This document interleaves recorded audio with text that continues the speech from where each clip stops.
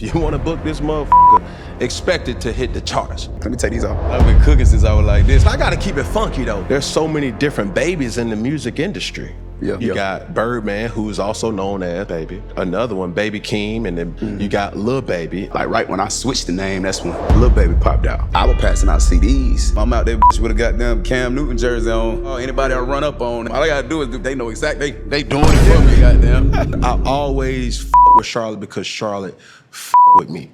Where do you draw inspiration from? Kids. I turn the crib to the projects real quick. I'ma change every diaper. I'm running every bath. I'm cooking every meal. You get what I'm saying? I make the best music when I got all my kids in one spot. I have to ask, the situation obviously with your brother. Even if you a motherfucker grew up in the same exact household as somebody, you never know what somebody going through. When my brother committed suicide, I was the top streaming artist in the world. I'm just blessed enough to still be in a position where I can speak on it from this standpoint. I ain't speaking on it from no damn jail phone or from somebody speaking for me because I can't speak no more. Being an alpha, certain things or certain words can naturally roll off your tongue. Ain't nothing wrong with the word cute, man. I just won a trial last year. A nigga was suing me. Tried to sue me for $6 billion. Just what?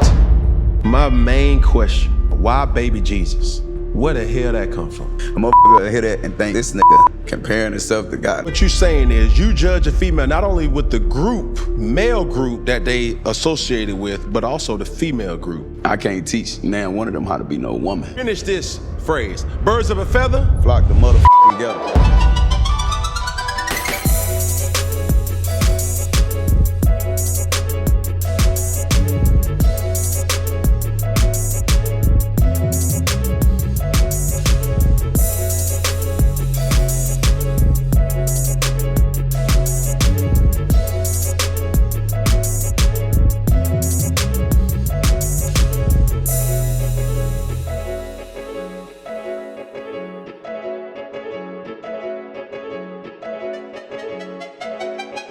Before we keep going into this show, I need your help. Press that red subscribe button and help your boy out. You dig what I'm saying? One finger, one pinky, one thumb, one love. Yo, what's good? What's poppin'? I have a special giveaway for my personal collection of Polaroids. Become an icon today at iconicsaga.com just for $1 a month, as well as get ad-free content, behind-the-scenes content, and like I just told you, Polaroids from my personal collection. That's kind of like my thing. Become an icon today at iconicsaga.com. Yo, what's good? What's poppin'? What it is, what it ain't, what it could be, what it should be, what it would be. Cam Newton, the son, Mr. Boogie, they all here with another episode of Funky Friday. And I promise, I really do promise to give good content for the masses, but most of all, I promise to keep it funky for your asses. Man, let me tell you something.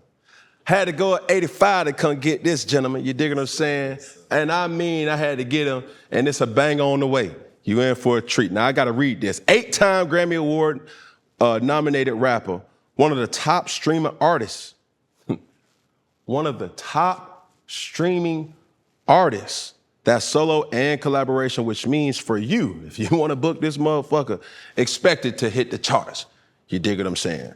One of the most creative rappers we've seen in a while, freestyle genius.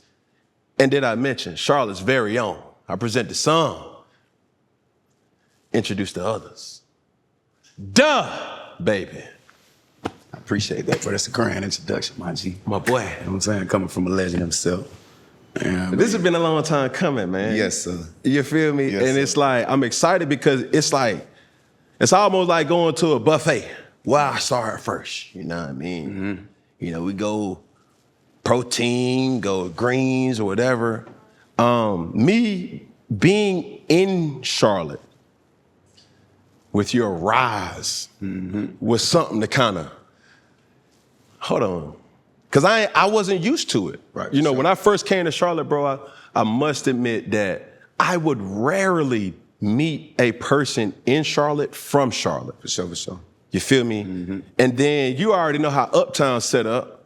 They done pushed out or gentrified it where not a lot of locals are there. You got the banking industry and shit like that. But over the last couple of years, bro, not really the last couple, really like 2010-ish on, seeing the growth of Charlotte and you having a big impact on that, especially from You and me both. The entertainment rapper setup. How you feeling? Blessed, bro. Nothing short of a blessing, you know what I'm saying, on my end.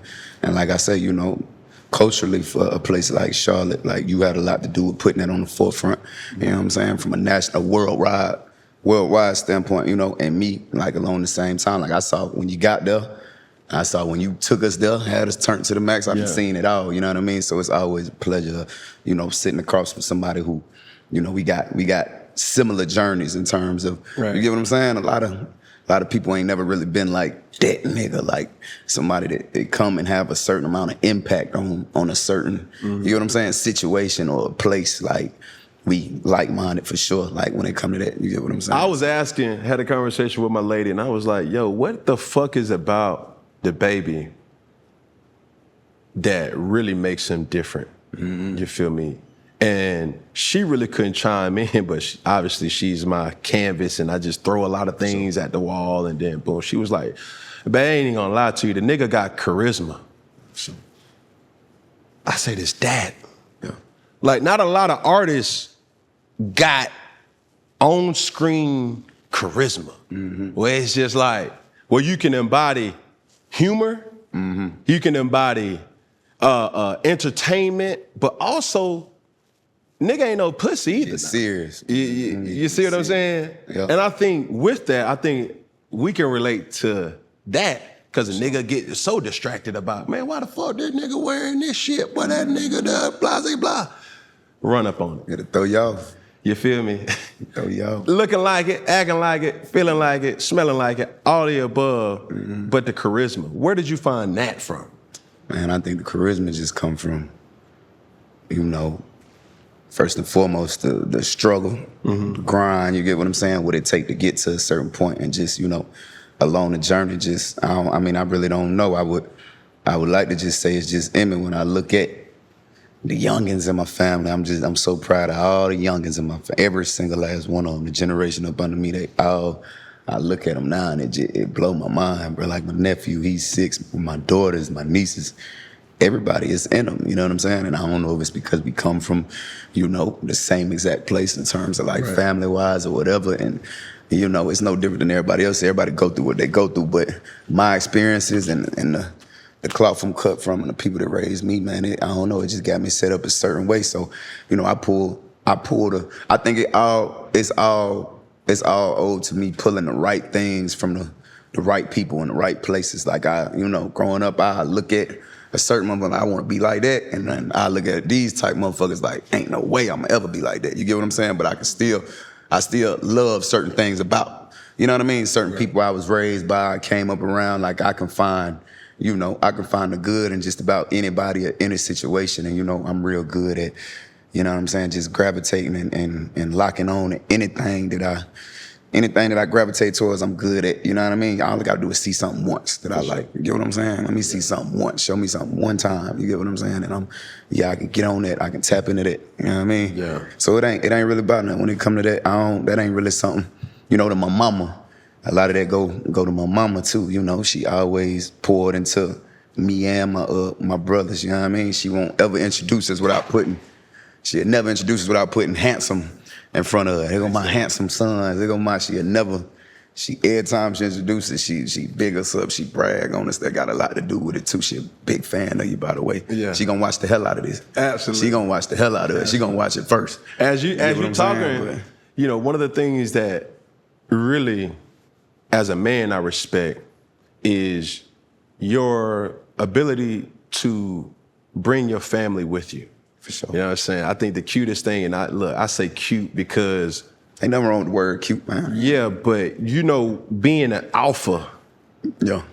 certain things or certain words can naturally roll off your tongue. For sure. Having kids do that. Yep. Because that cute was a word I never used until them damn daughters. You dig what I'm saying? And I see sure. you with your children on a given Sunday, right? Because that's usually always in the South, the recharge day.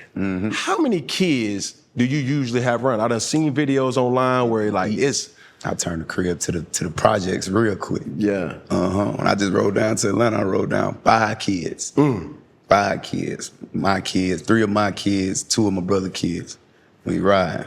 Yeah. You get what I'm saying? But they right there with me, and they really keep me grounded, man, keep me going. That's really what, that's how I sleep at night. Like, I don't hang, you ask anybody to run into me, like, you won't see me around no group of niggas, no, none of that. I'd rather kick it with my little ones, you get what I'm saying? I pop out it, I be like 1 or 2 people, you get what I'm saying? I ain't really with all that, 'cause I can kick it around them, they still pure. They still, they inspire me, you know what I mean? Probably even more than I inspire them, you know what I mean? Without them even knowing, so.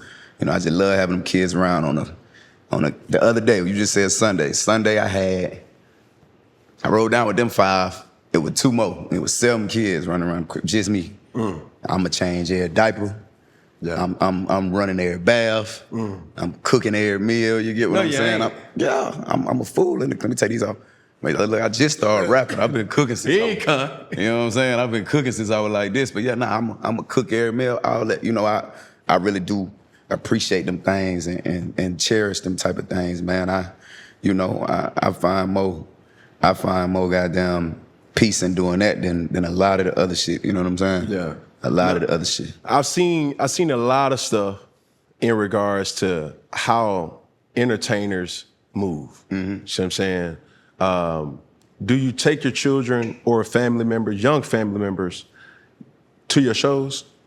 Yeah, certain ones. If I feel like the environment's safe enough for them, I'll take them for sure. Like if it's a show to where, they got it under control, it's a certain type of atmosphere. It's just all about the type of people that'll be around, because I ain't gonna have them in certain, any type of situation either. I'm gonna be on, I ain't gonna be able to entertain. I'm gonna be working security. Right. You get what I'm saying? So But the thing about my kids, the ones that I will bring with me, I bring them around when they're ready for it too. Like my oldest daughter, my nephew, my niece, they know how to move. Right. You get what I'm saying? Like you can't even walk up to her and say, "You the baby daughter?" She gon', "No." They gonna tell me, "Daddy." They ask me, "Is that your daughter?" Yeah. What you say, baby? I told them no. I don't want them in our business. That's how she cut. You get what I'm saying? So my kid, they know how to move, but still, it's all about, putting them in the right environments, and then while they there, leaning down. Why certain situations take place when somebody do try to come talk to them, and hey, give her space. She don't talk to strangers. And I lean down like, yeah, look, just let anybody come talk to you. Whoop, whoop. It get to a point to where she started doing it with me, like, and it's been since she was 2-3 years old. We'll be on the elevator somewhere, somebody, "Oh, yeah, you're so cute." They don't even know who she is. They probably wouldn't even know who I was at the time. "You're so cute, oh my gosh." She'd sit there and slide behind my leg and mug them.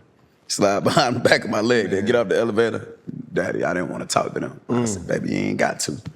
You know what I'm saying? You ain't got to talk to nobody you don't want to talk to, but I try to bring them around as much of this shit as possible, bro. The right type of, the right type of shit, the right type of energy. Right. Because I know with me, like, that's all it took, was for me to see something. For sure. For me to see something, the ones that really took me and showed me something, put something on my mind, I could have been a completely different type of nigga, bro. For sure. Easily.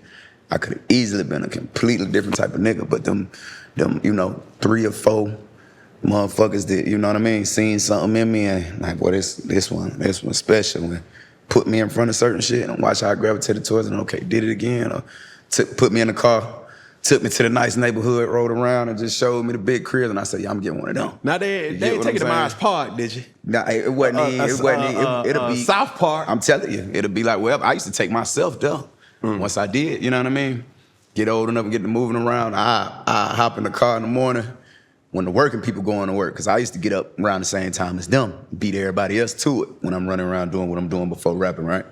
And I go early in the morning, be riding through. When you was there, I go ride through South Park, Myers Park, ride through. I roll up, roll me a blunt, ride. I ride, you know what I'm saying? I'm looking at the school buses, everybody else going to work, then you got a little window to where it's, before the police getting out there and pulling my car over, like, what the hell this car doing over here?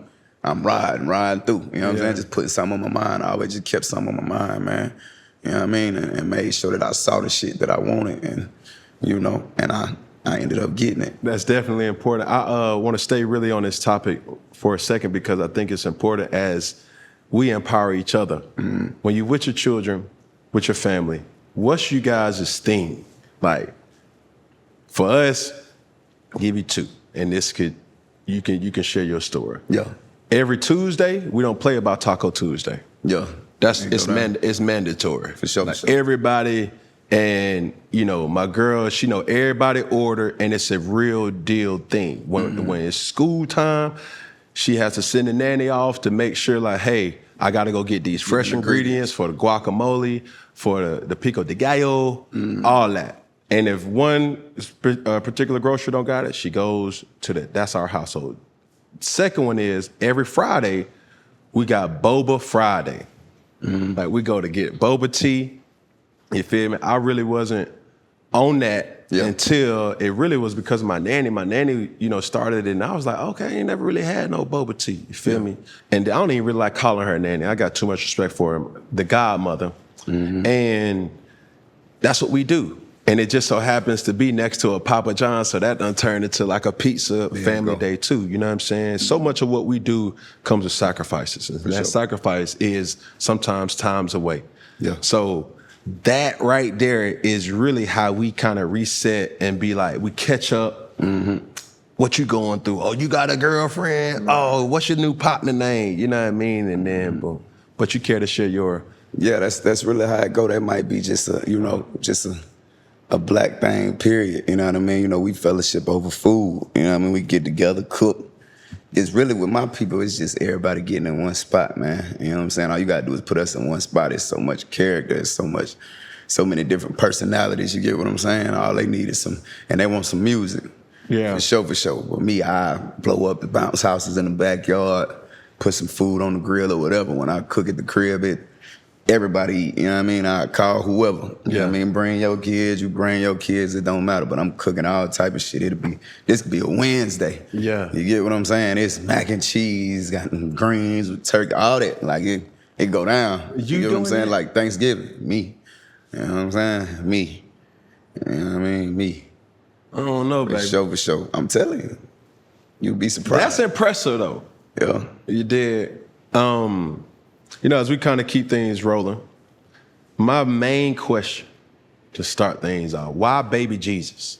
Where the hell that come from? Yeah, the original rap name, I mean, it really go back to, like, you know, some of the points we already been touching on. You know, and I still feel this way to this day. That's just who I am as a person. Yeah, but when it comes to the original rap name, like, it just go back to what we've been touching on. Like, I done always felt like, even since a kid, like, I'm here to do for others, you know what I mean? I'm more fulfilled when I do for others, you know what I'm saying? I done kind of always been I done been a hustler since the playground, you get what I'm saying? So I done always been in a position where, okay, I know how to go get what I want for myself. Right. I could have did that, you know what I mean? As a young, like, I was helping my mama with bills while I was still in high school, you get what I'm saying? So I was that type of little nigga, but at the same time, like, I'm the most fulfilled when I do for others, when I put other people in position to shine, when I shed light on potential that I see in somebody else, you know what I'm saying? That done always been my thing. So, you know, that's just, when I ain't even have when I went and made my first song ever in the studio, I didn't even have a rap name. I made the song Baby Jesus before I had a rap name. The nigga said, what your name is? To save it, you know what I'm saying? And I said, I didn't even have a name. I said, shit, I don't know yet, bro. You get what I'm saying? He just saved the song. And then eventually, I'm listening to the song, I'm riding to the song, you know what I mean? I'm sending it to a couple of people, this first song I'd never made, and I'm like, that's what I'm going with. Ended up changing it just to, you know what I'm saying? Not let that become something that, you know what I mean, hinder my progress or whatever, and to just not have to explain it to motherfuckers that just want to be shallow and call it something other than what it is. Like, it's the most selfless thing. A motherfucker will hear that and think, you know, it's this nigga comparing himself to God. Like, nah, what I'm saying is, you know, I'm as selfless as can be. Being selfless, that's what keep me fulfilled. Yeah. You get what I'm saying? I wish I could be selfish. You know what I mean? I wish I could. And it bite me in the ass. Time and time again, it's gonna keep biting me in the ass. You get what I'm saying? Me being how I am, because motherfuckers don't, you know, that shit go how it go. Motherfuckers is human. You get what I'm saying? And I am too. So I get it more often than not. But at the same time, like, that don't change. You know, no matter you know what type of situations I've been in or you know, no matter how many times I've been crossed or whatever, it still ain't been enough to, you know, change a nigga heart at the end of the day and how I'm set up. Right. You know what I mean? I'ma still do for a motherfucker, even though that I done been showed time and time again, like, boy, they grow to be ungrateful, they grow to be undeserved, and so to speak. You get what I'm saying? So that's just how I'm set up. You know what I mean? Like, I'm here to do for others. I was literally top streaming artist in the world. You get what I'm saying? Like, my second year in. You know what I'm saying? Like, that's what I said when we started off. Like, a lot of people ain't never been that nigga. Like that nigga. Say it you get one what more I'm saying? A lot of people ain't never been that nigga. Yes, sir. And you know what I'm talking about. Tighten up now. You get what I'm saying? So they don't even know how to digest this shit. And you get what I'm saying? They knew to being the nigga. Yeah. They knew to being that. And they ain't even that nigga. Like, they knew to being that nigga, but it's a difference. But it's levels to it. They you know? knew to having the status. Right. When you pop up, then you rise to the occasion. Afterwards, you get what I'm saying? And you do that shit 2-3 times, let them know what's going on. And then you still pop it.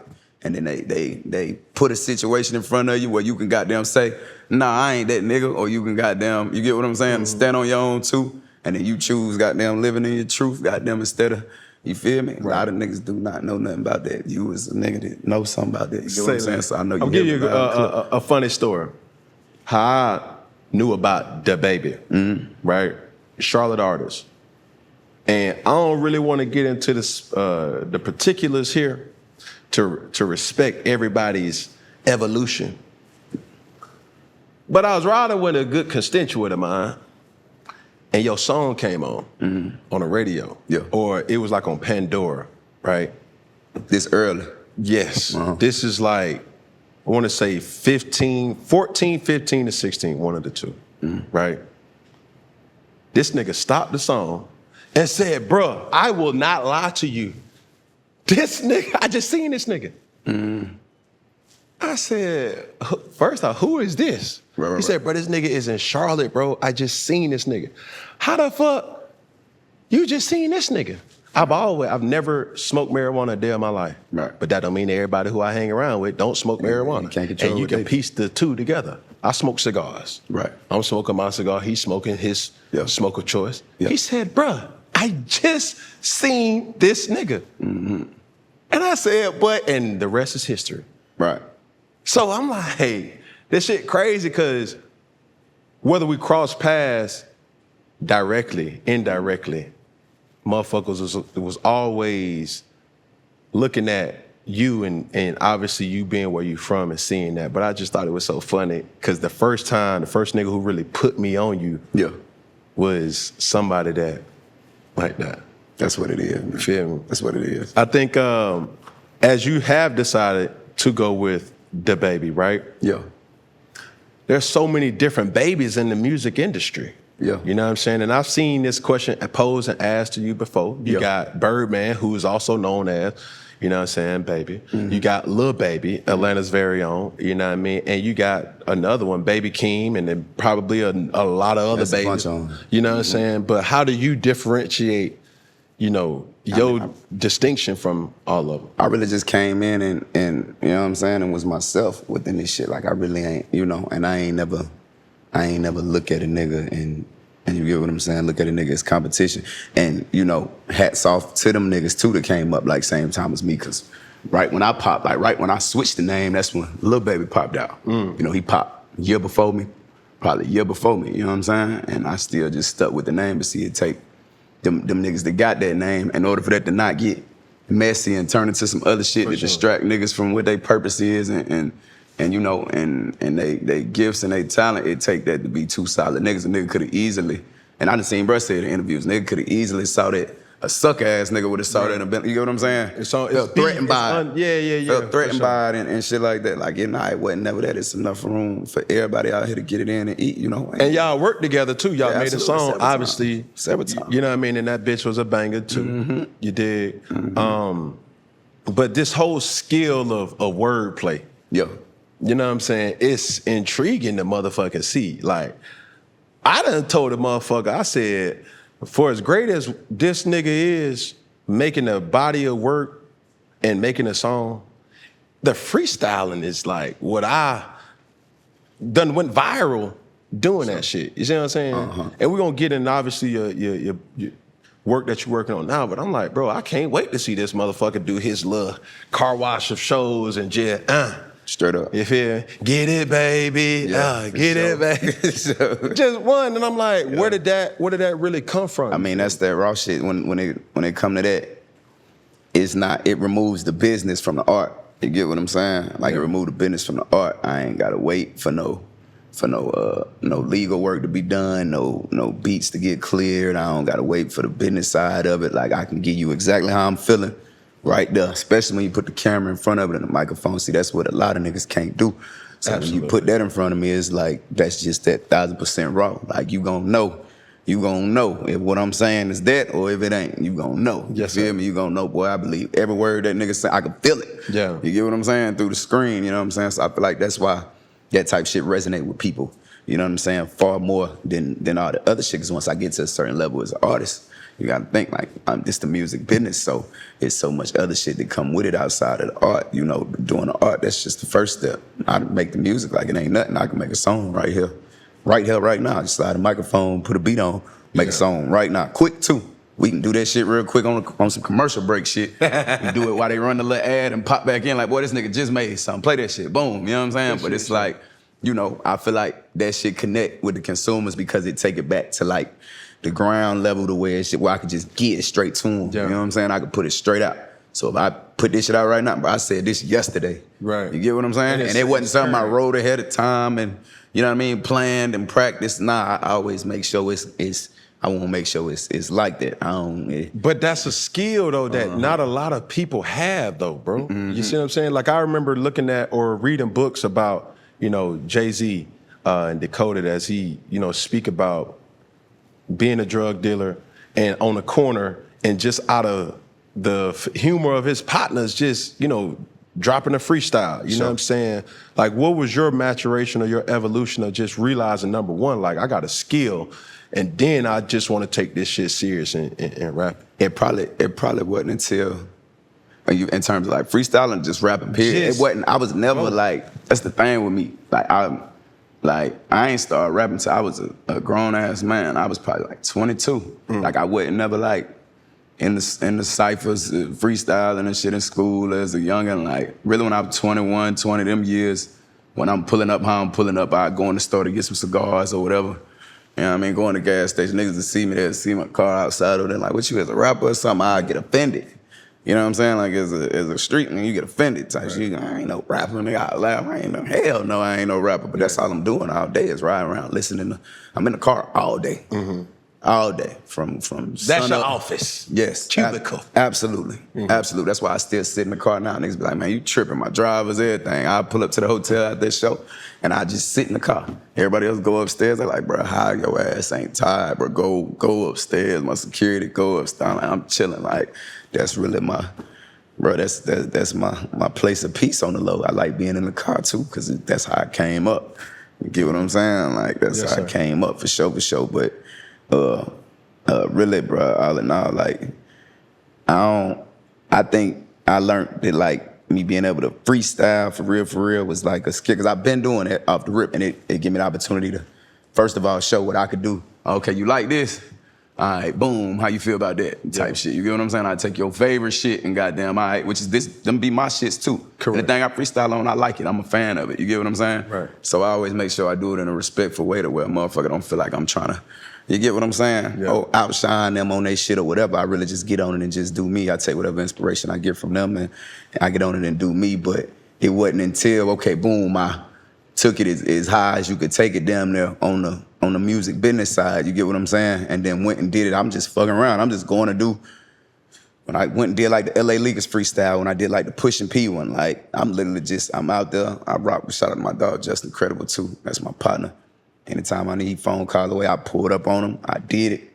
And then we put the shit out like next morning, you get what I'm saying? But the way it always unfolds, these situations, it was organic that go around. But then when I saw it, I'm like, oh, okay, wait, this is my way of getting back.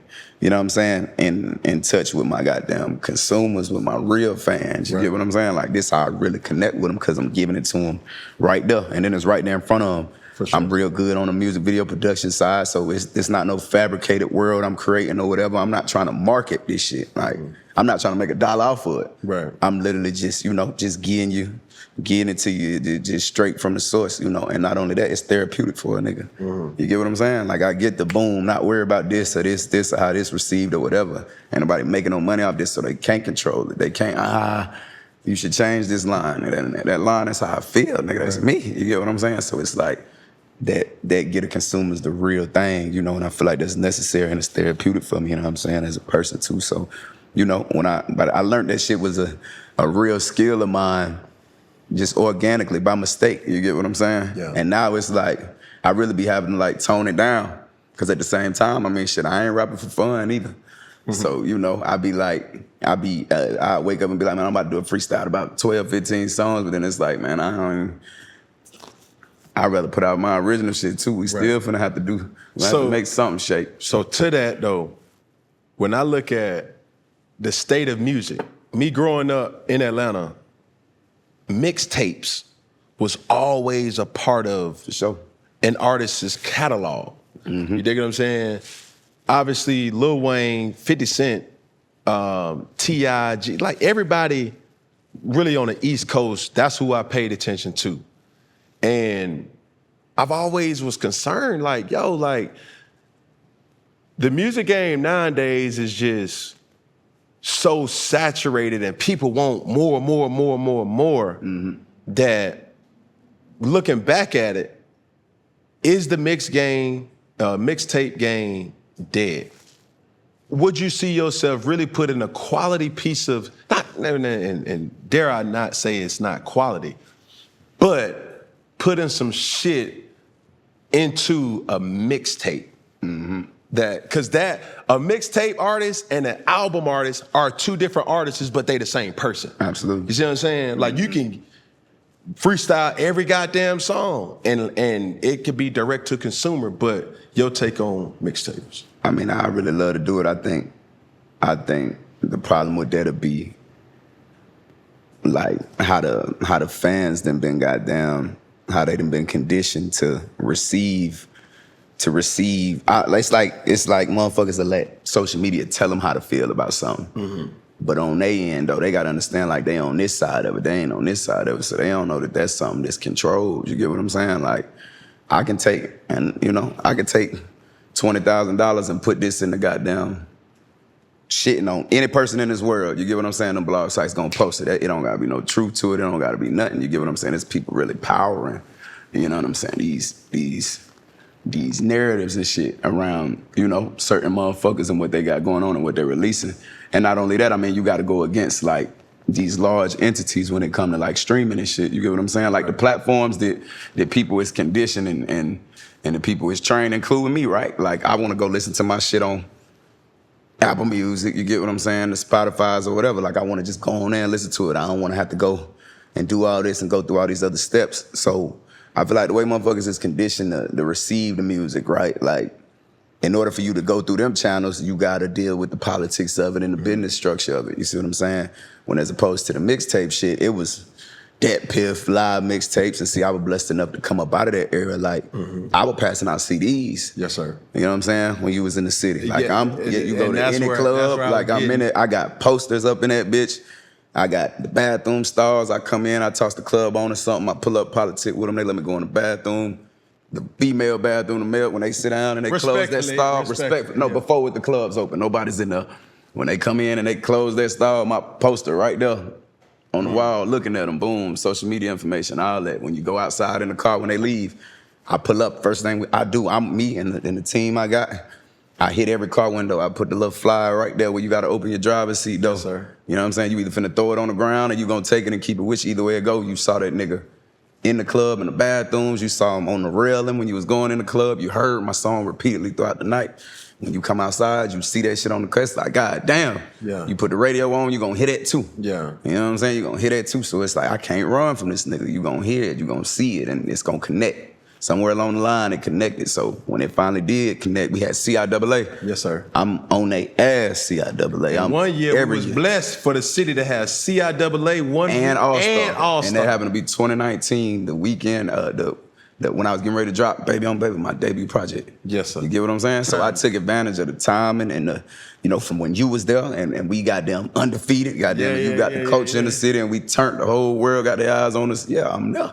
You undefeated. You goddamn. You done brought the culture from where you from. here, you done mixed it with that, Yes, with sir. that, and then with just that, the charisma you got, nigga. We ain't just finna talk about me. Yeah. You see what I'm saying? All that, you know what I mean? That confidence, all that shit. You know, you brought that shit to a place that wasn't used to having somebody that looked like us embody these things. You Yes, get what I'm sir. saying? And then really walk that shit down. Really stand on it. Really deliver. Right. You see what I'm saying? So I took notes from all man, anywhere I could take them from, you know what I mean, and really just took advantage of the timing, you know what I mean, while you got niggas there, while you every touchdown, and boy, you was scoring them bitches.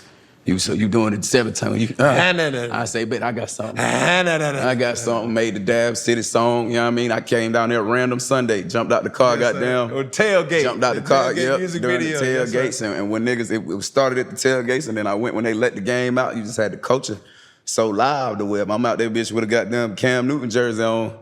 And I threw a bandana on and some gloves, had a football. Anybody I run up on, they goddamn, all I gotta do is they know exactly, they doing it for me, goddamn. Put that shit behind the song, the shit out of here. Yeah. You get what I'm saying? And name Carolina Panthers anthem, shit out of here, you know? And just the more, it just snowballed, bro. The more looks I got, I just took advantage of every opportunity. A lot of these people that I ended up becoming peers with on the business side, like, I done already ran into these niggas. You get what I'm saying? And I ain't run into them on some, what's up, let me get a picture. Now I come up on, this my name, this who I am, goddamn, boom. Give them a seat, it don't matter if you keep it or not. I'm walking off before I even see if you goddamn gonna keep it. You get what I'm saying? Shaking the nigga hand as a man, approaching him respectfully, boom, boom, boom. Then, yeah, because you're gonna see me again. And by the time niggas saw me again, it just all snowballed and, you know, it turned into what it turned into. I think there's different dynamics to measuring an artist. You can go by singles. Yeah. You can go by body of work. You can go by really live experience too, because that's something that I didn't really know, because I really wasn't I don't like people, like being around a large group of people. Going you know out what I'm saying? shit. Yeah.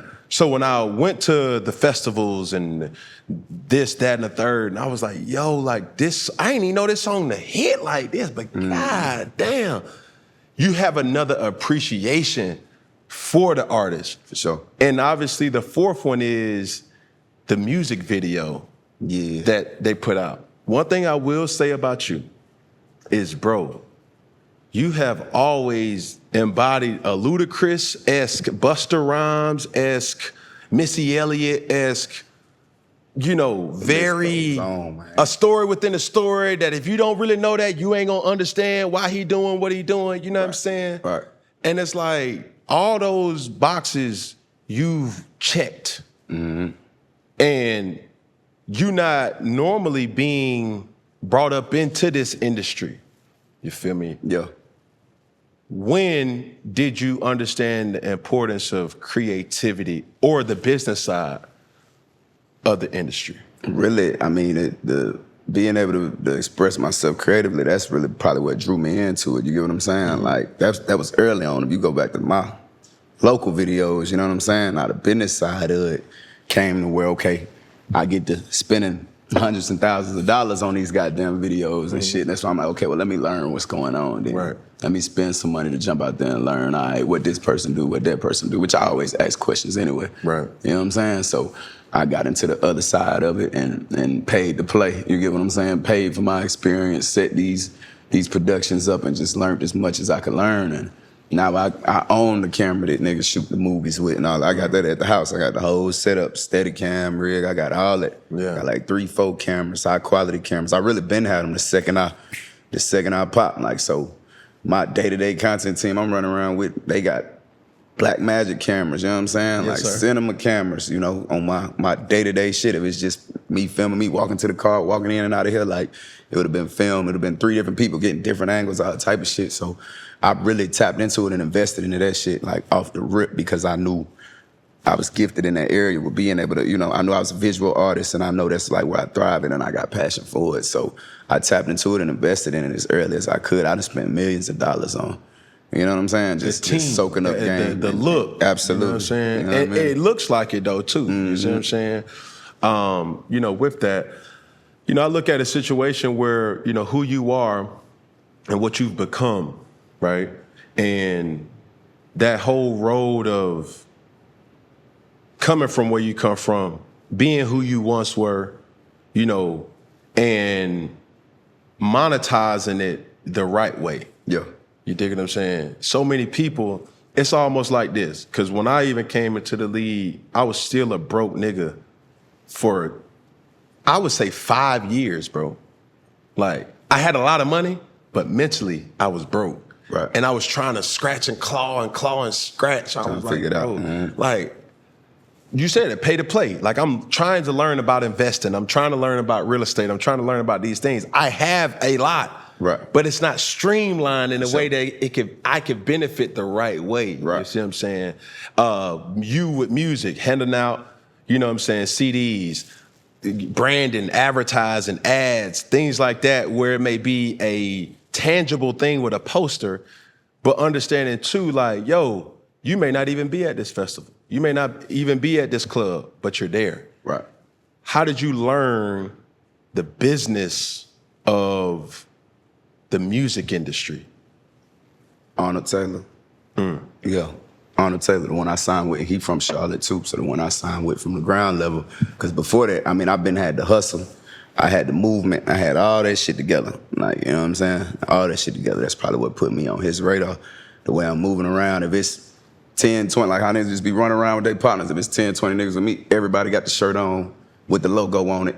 Everybody got a stack of CDs in their hand or something. Right. We got the certain niggas got big life-size poster boards up. You know what I'm saying? We got all that everywhere we go. If we go to South Beach, and then I'm traveling with it too, so I ain't just staying put. I'm getting the hell out of Charlotte. Charlotte, one of them type places. You gotta leave.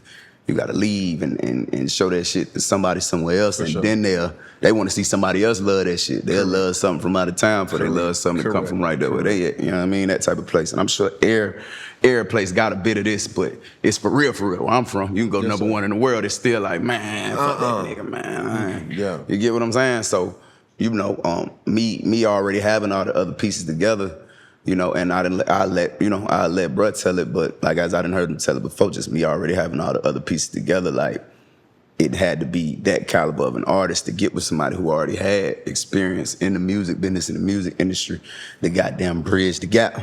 Right. You know what I'm saying? And that's what it was. The right nigga got with the right nigga. You know what I'm saying? And with me, it wasn't nothing. It's like, shit, bro, all I need, when I got with us, all I need is a camera and to pay the nigga that's got done working the camera. That's it. Yeah. And that's what we got done. With that, his experience, his connections within the music industry, that's what goddamn did that shit. So your inspiration behind the music videos, does it come from series? It come from that struggle. It come from what I done seen. Mm-hmm. I done been like, as a kid, I been like, man, like this shit is like, we need a TV show. Mm-hmm. Like an uncensored window. It can't be censored with my people. Yeah. But I'm talking about everybody in the family, from my mama, my uncles, my daddy. Yeah. You know what I'm saying? Everybody, my brothers, like everybody. Like it's plenty, bro. It's plenty. I can grab anybody from my family. I can close my eyes in a room full of them and come touch somebody. Boom, immediately make them as entertaining to anybody in this room as they favorite entertainer in the world. You get what I'm saying? They already embody it. They already got it. You get what I'm saying? So, you know, with me, it's just the clout from cut from what I'm come from. That shit just come from the struggle and the shit I done seen, the most extreme situations. To certain people, that was the norm for me. Yeah. You know what I mean? Like, that was the norm. Like, I didn't really, you know, like the shit I see, like I'm gonna tell you, like it's, you interviewed him, Charleston White. That nigga remind me of my Uncle Ray. That nigga's like my Uncle Ray, bro. Like a lot of that shit, like 90% of the shit that nigga do, like that nigga remind me of my Uncle Ray. You know what I'm saying? Like one of my favorite uncles. So a lot of the shit I see, you know what I mean? Aside from certain shit, you know what I mean? It's, sure. You know, but like a lot of that shit I see, like I'm like, I know what that's about. Like I see that, I know what that's about. Like them the niggas that I was raised around. Them the niggas that's watching me while my mama at work. Mm-hmm. You get what I'm saying? For that sure. nigga was watching me while my mama was at work, me and my brother. So imagine that. So even though, like, I even know how I move. Like, I look at my growth and I put a finger on, bro, I was raised around older people. Mm-hmm. So mannerisms and vernacular and, you know, how you put shit together from even young niggas cursing like, man, shut the fuck up, silly boy. You know what I mean? Like that to even how you move and really how I dress now. Me growing up in the church, I spoke about it so many different times. That too, it will balance. You know? Yeah, where it's like, bro, I know how to tie a bow tie. Like this ain't no clip on, you dig? Yeah. Like it's certain things that I'm taking a part of my journey, good, bad, and indifferent. Exactly. For you to see who I am, you know what I'm saying, today. So, you know, obviously, you know, Charleston White is a very interesting person. But one thing you cannot deny about him, he has a lot of wisdom. For sure. You feel me? But as you grow and have grown, the thing that glaring at times is trouble. You see what I'm saying? Like for me, I think it was my older brother that I don't hang out with people for this one particular reason. I protect myself from people. Yeah. Cause one nigga talking like, bro, I would have slapped the fuck. I wouldn't even told you I was gonna do it. I just would have did it. Yeah. You know what I'm saying? And that's where I came from. I came from a household, even though it was very religious, it was like, my dad would look me in my eyes and say, what did you do? No, don't tell me what happened. What did you do? Yeah. Okay, what you did, you slapped him. Why you slap him? Right. All right, you did this, but why you do it? Right. You know what I mean? And as I got thrusted into stardom, how I moved may not have been what I was supposed to do. You know what I'm saying? Right. Have you learned that? For sure. Ain't had no choice. You get what I'm saying? I ain't had no choice, but that's all a part of the journey, I think, which is, that's such as life, period. You get what I'm saying? Like, everybody come from a different place, so I don't expect the average motherfucker to receive, like, the way I do certain shit. You get what I'm saying? Like for what it is. I don't expect for them to take it for what it is, because they don't know nothing about this shit. You get what I'm saying? Like, it's a difference, you know what I mean? Like, the way you was raised, the way you was brought up, your principles, your morals. For sure. You feel me? I think the best advice that I've ever gotten, when you're a nobody, something happens to you, it's gonna cost them. For sure. When you were somebody, and something happened to you, it got like that. It's gonna cost you. Man, listen. You dig what I'm saying? And you cannot be, you could be the victim. For sure. You know what I'm saying? And you find, like, the craziest thing, dog, and I don't even really like to even, you know, talk like this and use my platform like this, but being from Atlanta, you just learn certain code of ethics about respect. You see what I'm saying? And you find the hardest, toughest motherfuckers that just talk it, and all of a sudden, they be the main ones that's suing you. Off the rip. It's a lawsuit. Before you wake up. You know what I mean? I'm like, hold on. This wasn't that dude that was just talking like this. Nah, like, where he go? Because now you on a podcast, now you on your police report and things like that. So when I learned that, it's easier said than done, but in the heat of the moment, being somebody, it can cost you. For sure. And if anybody can speak on that, it obviously is you. But I think I'm asking this question not to dwell on something. But I owe a service to the people. They got to know. That has to know, dog. You dig what I'm saying? Because it is certain things that I look at your career as like, bro, this motherfucker got it. And then I done looked on World Star, done looked on blogs, and I'm like, God damn, come on. You know what I'm saying? But how have you been able to mature with going through so much?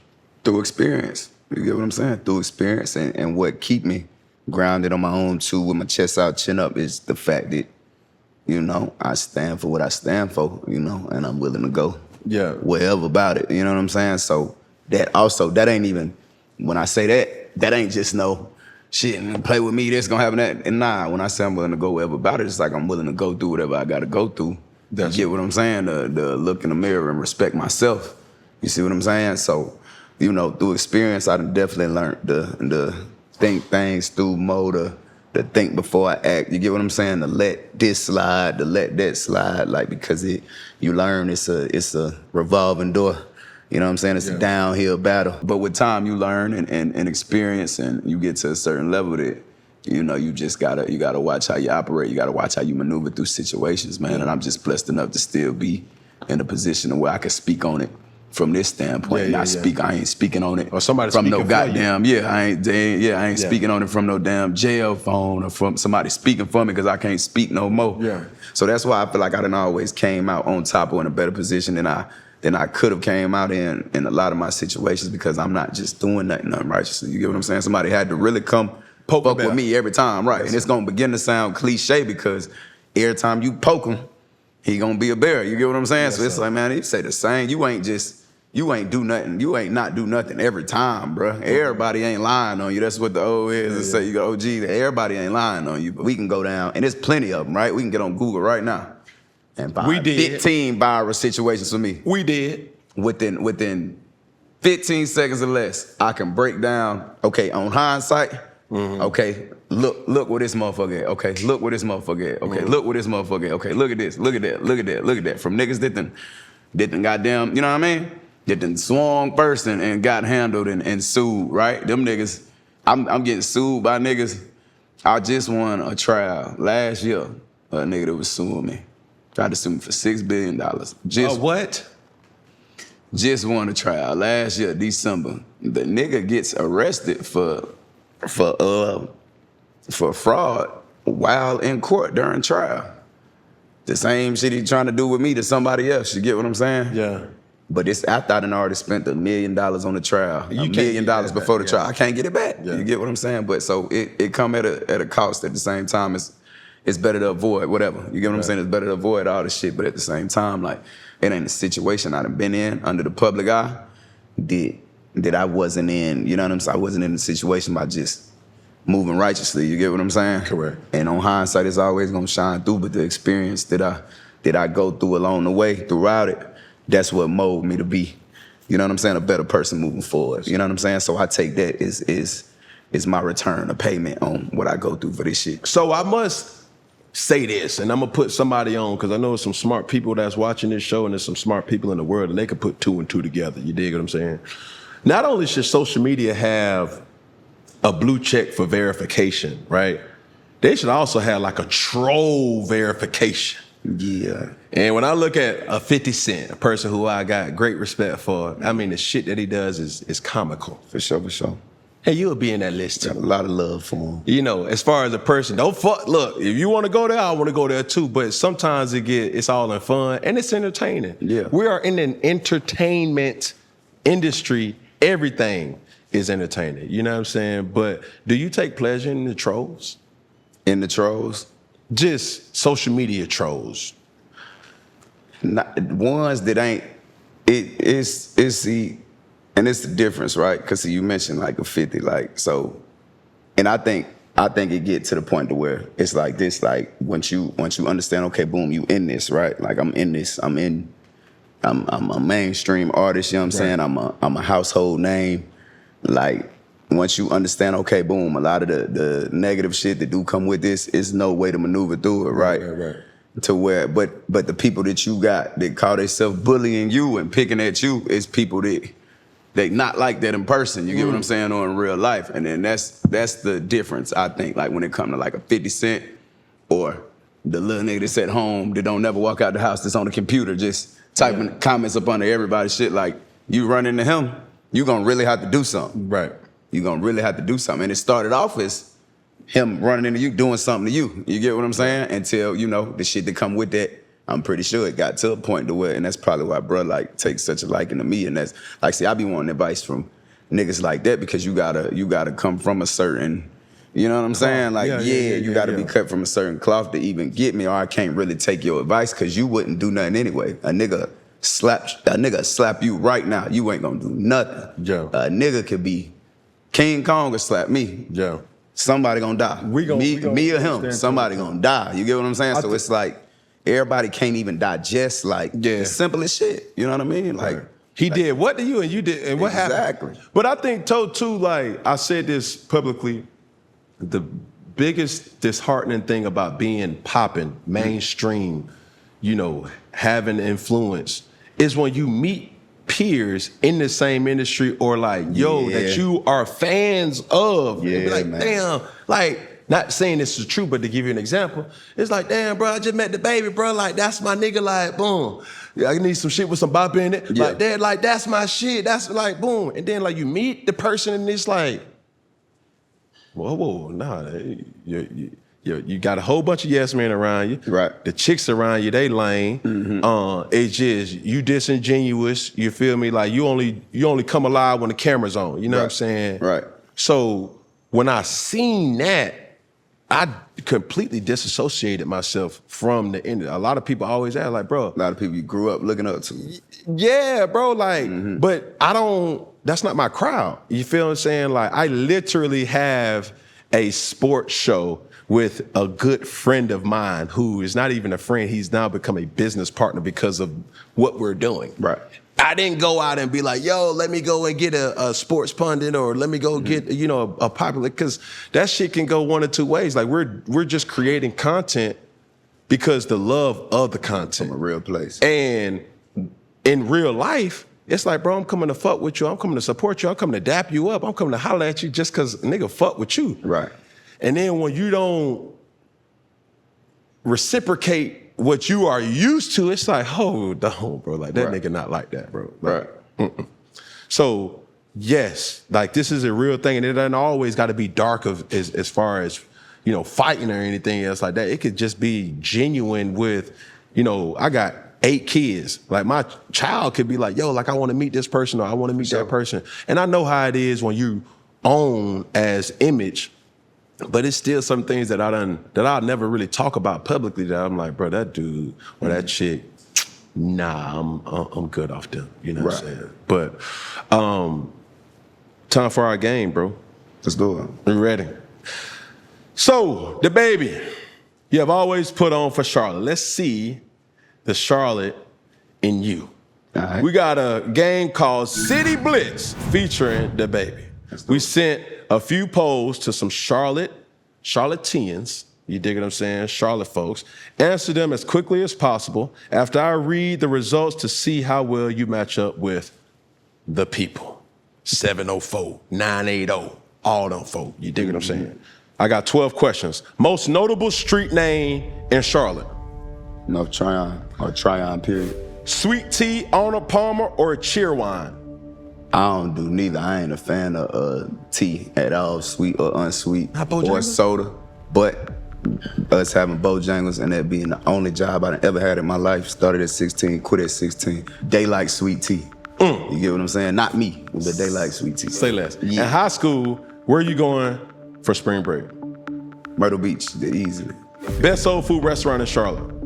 Yeah, oh man, they gonna be mad at me because I grew up on it, but that was Floyd's, but now it's Nana's.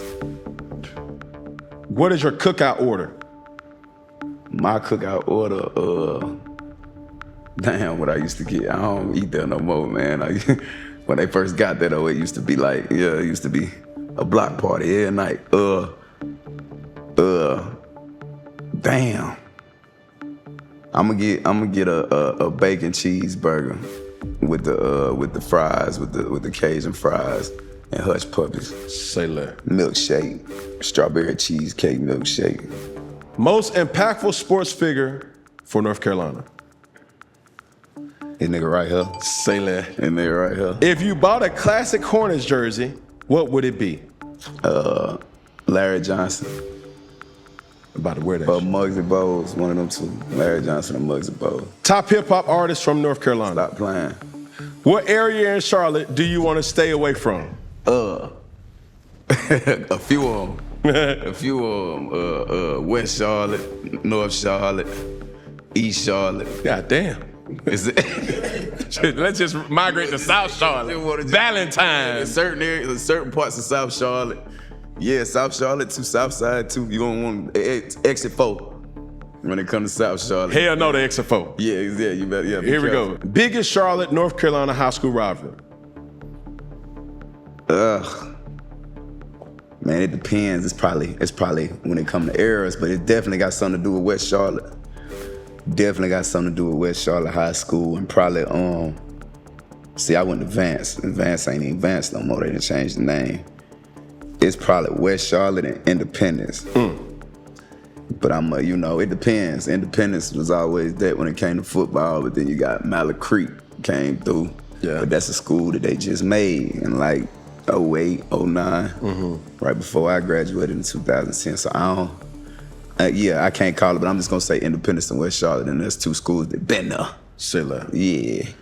Most commonly asked question to me, but I'm gonna ask you, is it known as Uptown or Downtown Charlotte? Uptown. Niggas say downtown. They is not. They Yes, sir. they visiting. Last question. Uptown. Who is the king of the Queen City? I'm gonna let them tell it. You know what I'm saying? Let's go to the polls. I want the world. You dig what I'm saying? I want the world. Most notable street name in Charlotte. South Tryon Street was second. Y'all asked the streets then. Who y'all poll? What y'all did this poll? Instagram. Oh, okay. Instagram. Okay. I'm thinking y'all done. Okay. Instagram. Okay, that's cool. You know what I'm saying? We got some Charlotte teens in here or North Carolina. Yeah, for sure. Yeah. Sweet tea, Arnold Palmer, cherry wine. The poll was sweet tea at 35%, Arnold Palmer at 30%, then cherry wine 40 at 25%. In high school, where are you going for spring break? Obviously, the number one answer was Myrtle Beach. Sure. Best soul food restaurant, you said what? I said it used to be Floyd's, not Nana's. Mr. Charles. No disrespect. And then number two is Chicken Box. But Nah, but let me not do that. no. let No, me speak not. on that. But see, I like they just got the chicken and the fries and Yeah. shit. I need some greens. You get what I'm saying? I like options. Sides. Yeah, I like options, man. I want that spot that look like it got. Let me not do that either. Man, do that, man. Look, so Floyd's, you feel me? Like I want that spot the way it look like you don't even want to pull in there. You know what I'm saying? Like Hole in the wall. Hole in the wall. That's where the best food at, man. The family grown shit. You know what I'm saying? Yeah. Family business. You know, when they fall out, and I think that's how it happened with Floyd's. I hate to put y'all business out on such a large platform surrounding the city, but we miss y'all. So y'all need to work that shit out, bro. Please get a recipe to the kids. Yeah. But I think they said something happened with. I grew up with y'all. Y'all part of my family. I think something happened with the family. Them type restaurants to where if the family fall out, boy, you ain't getting this food no more. None.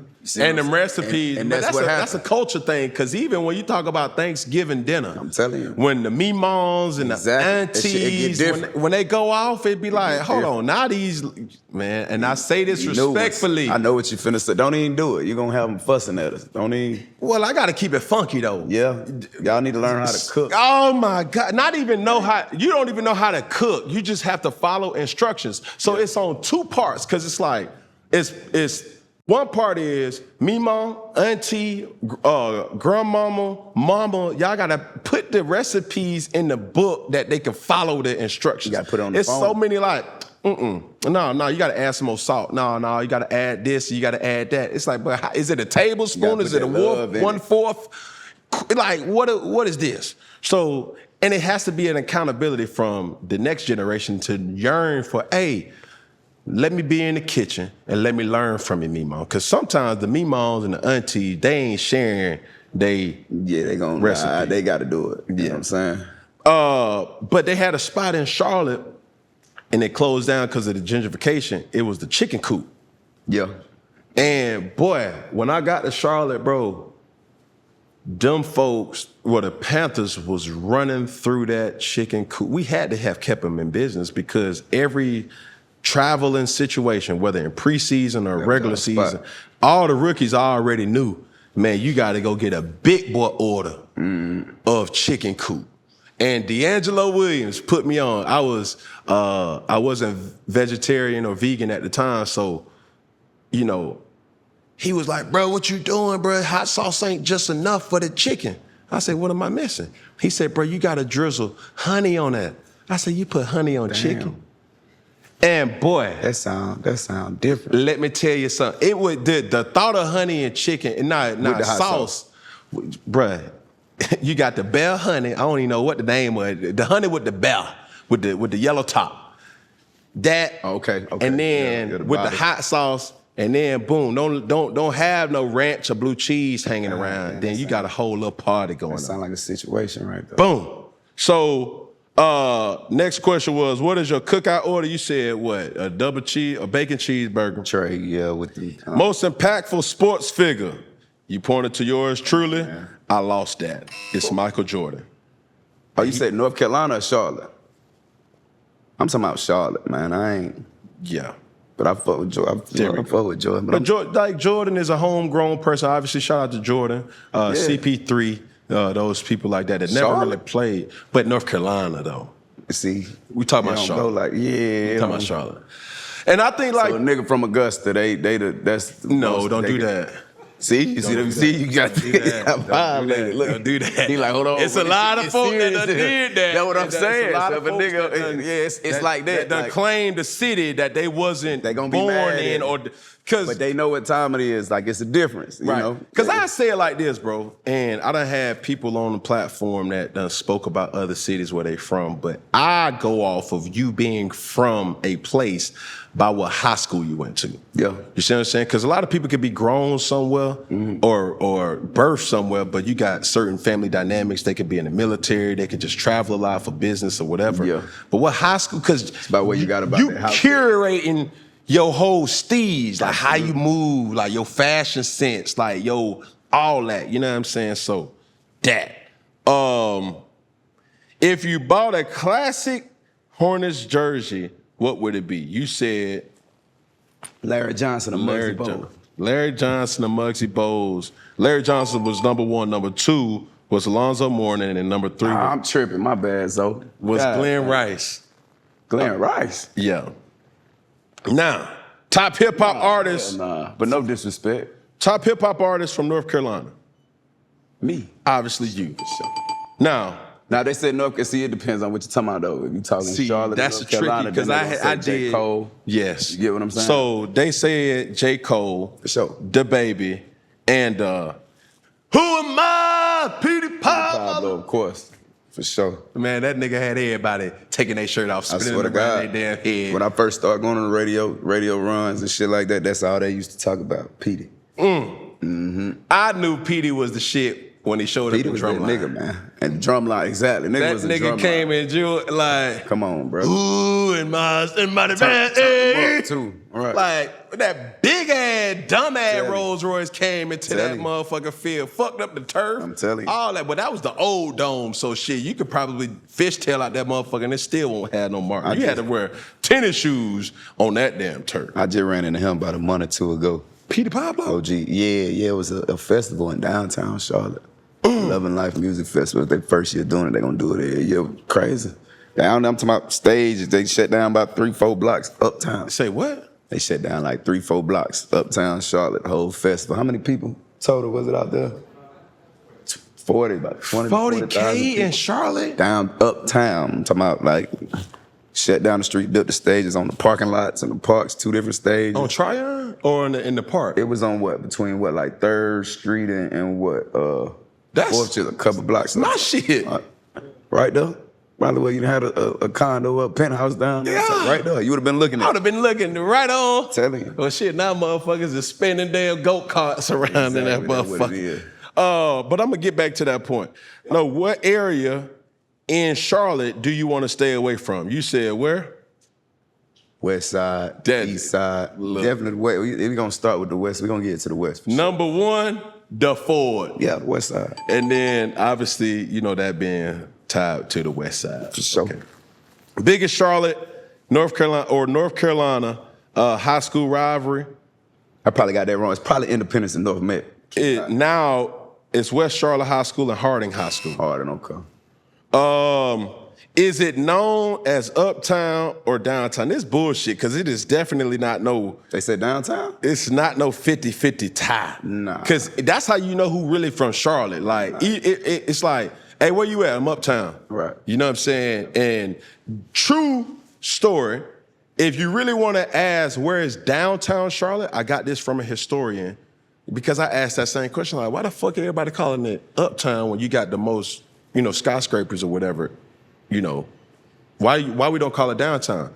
The original downtown area in Charlotte was supposed to be and is Ballantyne. Mm-hmm. But they tried to push everything uptown And that's how the whole, you know. With me, it depends on, if I'm talking to a nigga from out of town, I just say downtown. Yeah. More than, you know what I'm saying? I done really said downtown probably a couple times since I've been sitting here talking about it, but it's definitely, it's for sure uptown though, sure. Who is the king of the Queen City? Survey says. I let them have it. Thank you, bro.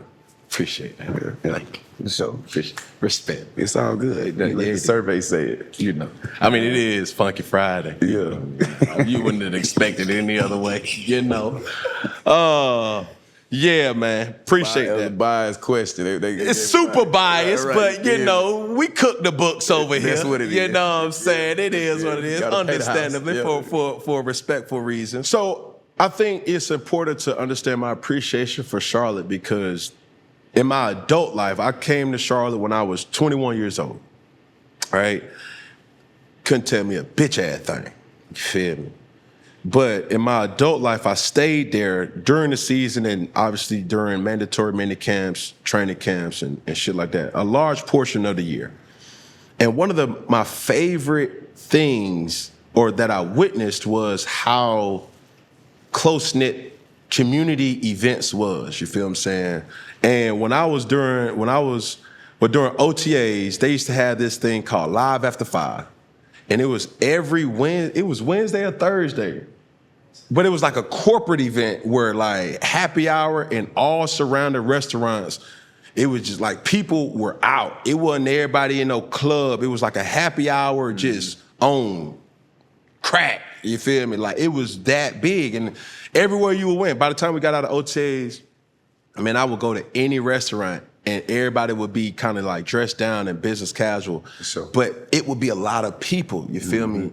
And different kind of people too. Yeah. So, and that's where when I was, you know, talking to people and people would see me, they would always see me strolling around on something, like the hoverboard or the little trike or something. I had to be able to get out of any situation where a motherfucker gonna get tired running after me. Yeah. You know what I mean? But I always appreciated that shit about Charlotte because it was like, boom, food truck. Food Truck Friday was another one that they had next to Chicken Coop before they, you know what I'm saying, rebuilt that area. And it was like, dog, you could literally go there and just hang out. And I think that's where I went to school, got a sociology degree, and I love people, but I'm also an introvert. Yeah. So being around people was nothing new to me. I just enjoyed creating an atmosphere or being in an atmosphere where just people could just touch you, talk to you, ask certain things, because as public figures, you do become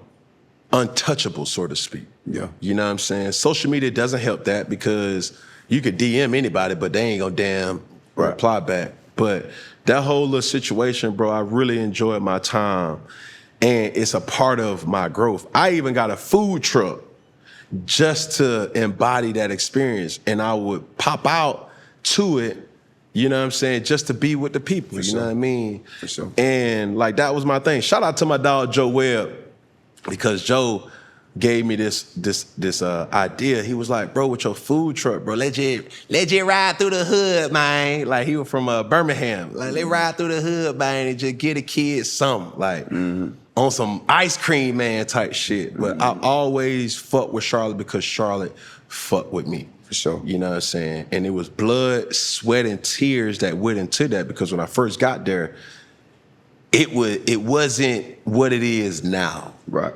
Like, and I would always be curious, you know, Jake DeLone, Rodney Pete, you know what I'm saying? Like, these were the quarterbacks before me, Chris Winkie, Jimmy Clausen, you know what I'm saying, Matt Moore. Nobody really embodied the culture. And I really wanted that to be the same. Man, shout out to and rest in peace to Mr. Richardson for always allowing me to be me. Yeah.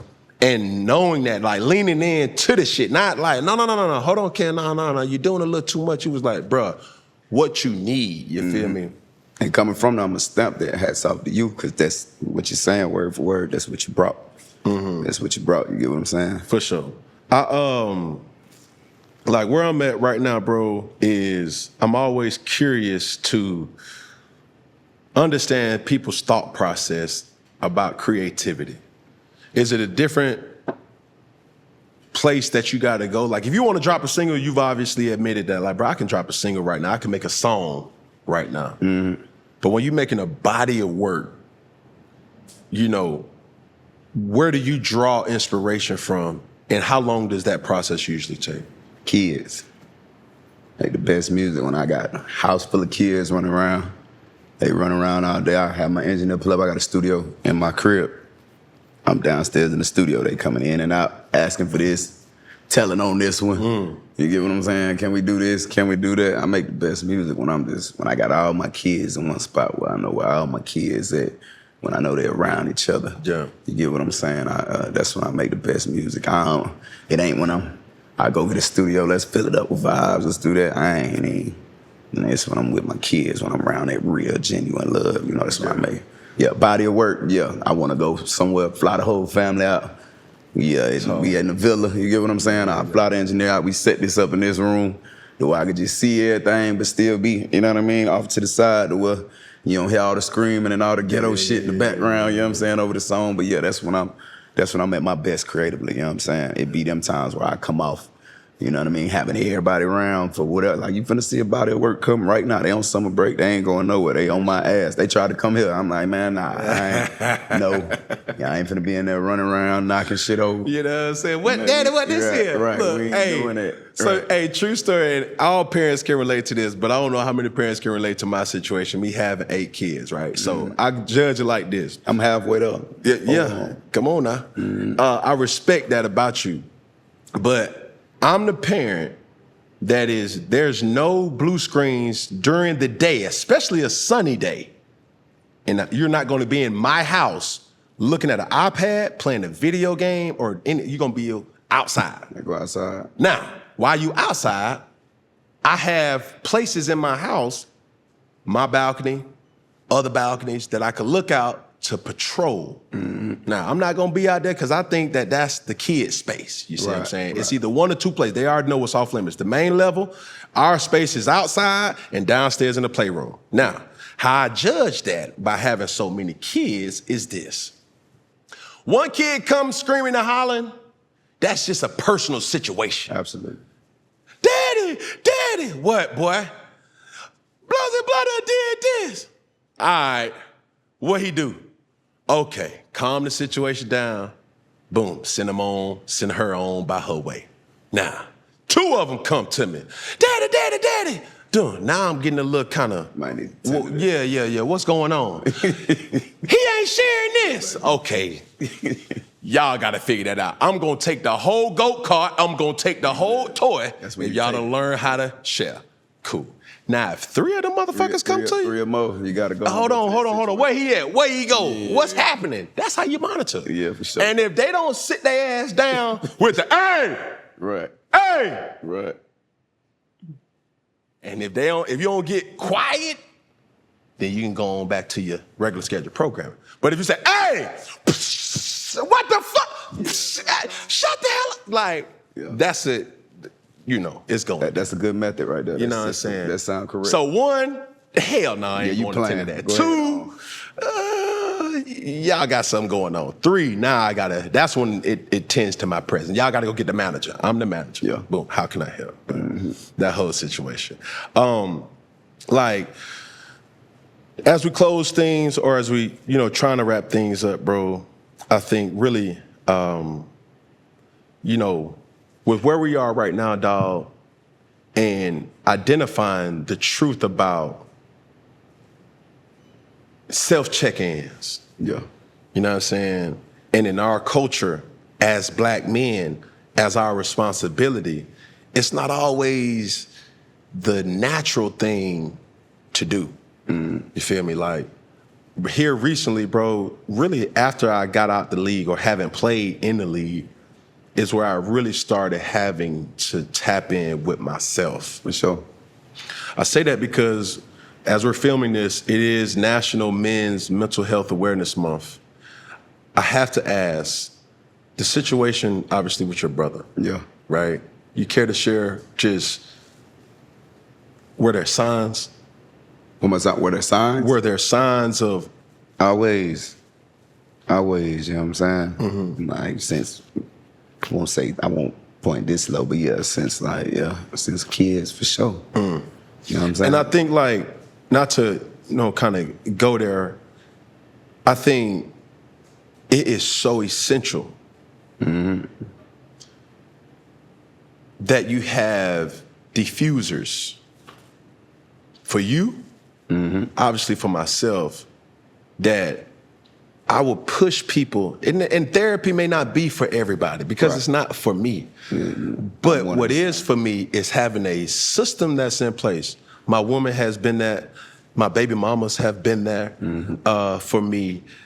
Friends, close confidants, family always have been like, bro, nah, you're not okay, bro. Right. Like, because anybody who really knows you, they don't judge your actions. They look at your eyes. Right. You know what I'm saying? Do you care to speak on, like, your state of mental health as well as, the situations that you've been in? I mean, with me right now, I'm in a much better place, and it's a journey for sure, for sure. I'm in a much better place than I've been in the past in different situations in terms of my brother. Like, it was always signs, it was always this, it was always that. But like I say, like, with the cloth we cut from, like, I could talk all day about the cloth I'm cut from and the experiences I done had, you know what I'm saying, from a child all the way up to adult life, even while being an adult. My brother was 5 years older, having these same experiences. So even the way that I processed this right here as a child and me remembering it, I'm remembering it as a 4-year-old. When I'm 4, he 9, seeing the same shit. You get what I'm saying? He 9, and it's a crackhead babysitting him. You get what I'm saying? You know what I'm saying? So it's a difference, you know what I mean? Like, it's a difference at the same time. My perspective ain't the same as his. You know what I'm saying? My relationship with my father, different than his relationship with his father. You get what I'm saying? So it's a lot of different factors when it come to everybody. And I think just knowing that period, and this is something real important for, like, this is something that anybody can take and, you know what I mean? It can benefit, if it don't benefit them directly, it can definitely benefit somebody around them or somebody that they know. But it's like, it's just understanding that even if you a motherfucker that grew up in the same exact household as somebody, you never know what somebody going through. You get what I'm saying? And shit, it ain't always about, what you can see from the outside. You get what I'm saying? People, they got their own internal struggles. They got their own things they going through on their own. When my brother committed suicide, I was the top streaming artist in the world. Right. Like, it wasn't nothing I couldn't physically do for him. You see what I'm saying?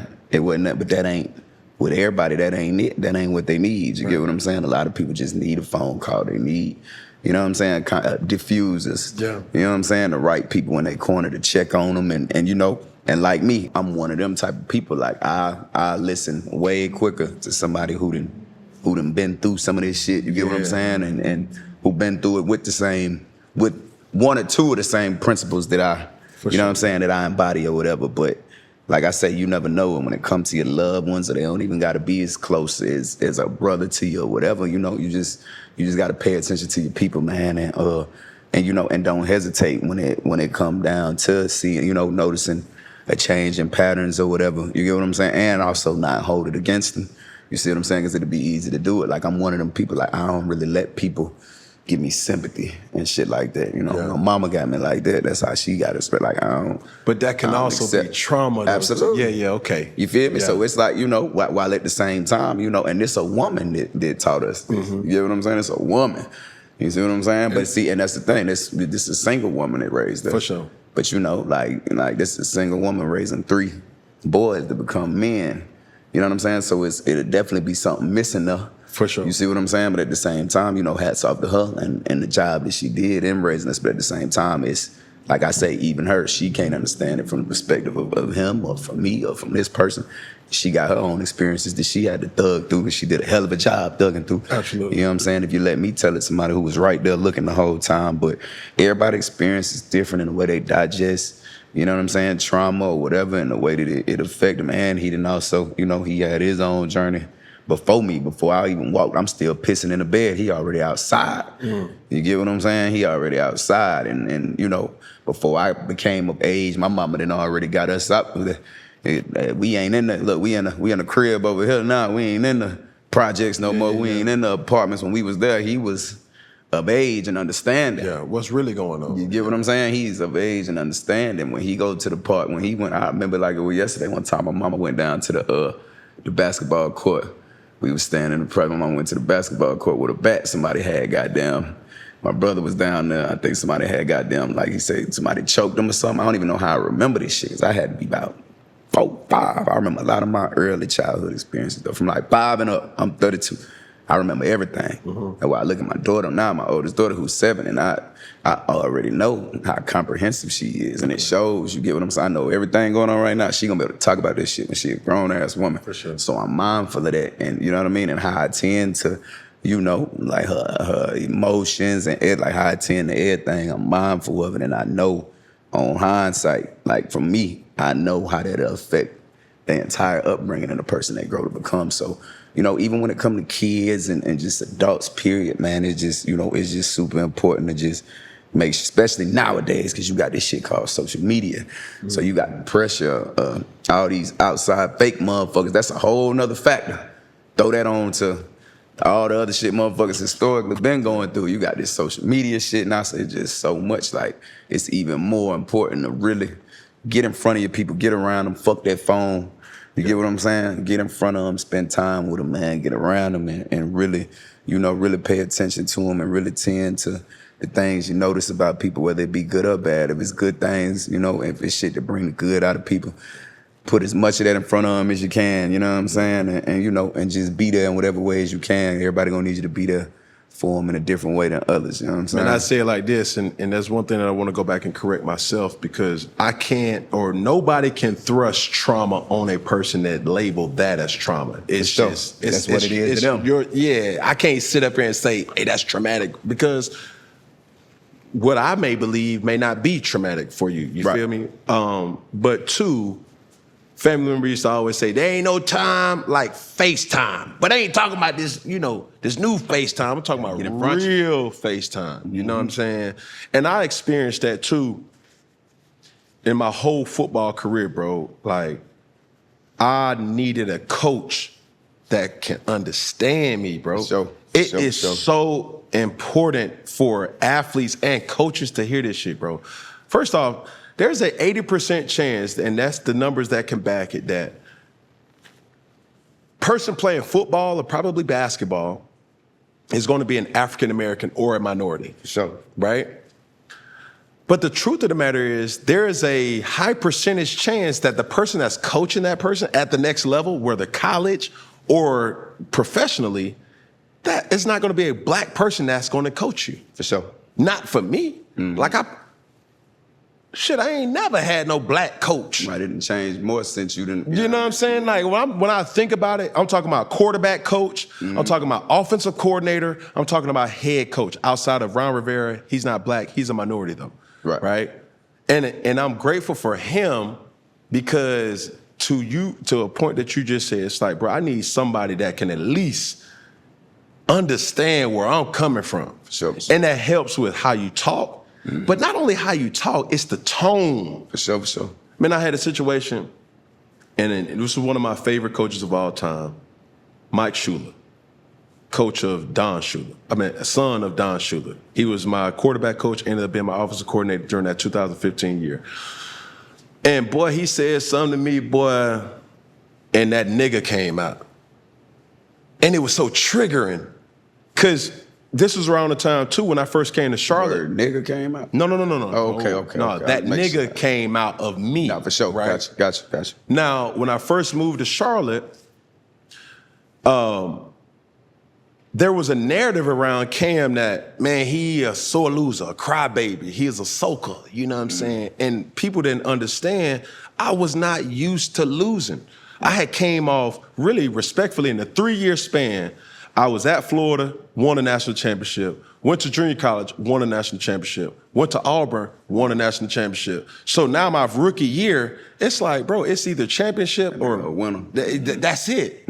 So it was hard for people to understand why the fuck this motherfucker is not talking at press conferences and shit like that. It's like, bro, I came here to win. Fuck all the money, fuck all the publicity, bro. I'm a winner, dog. Going back to shit, Welcome All Park, Flat Shoals Park, Right. Clayton, like North Clayton, like all these things is like, bro, it was undefeated or failed. Straight up. So to that, the motherfucker said something along the line, motherfucker, stop all that goddamn wine and shit too.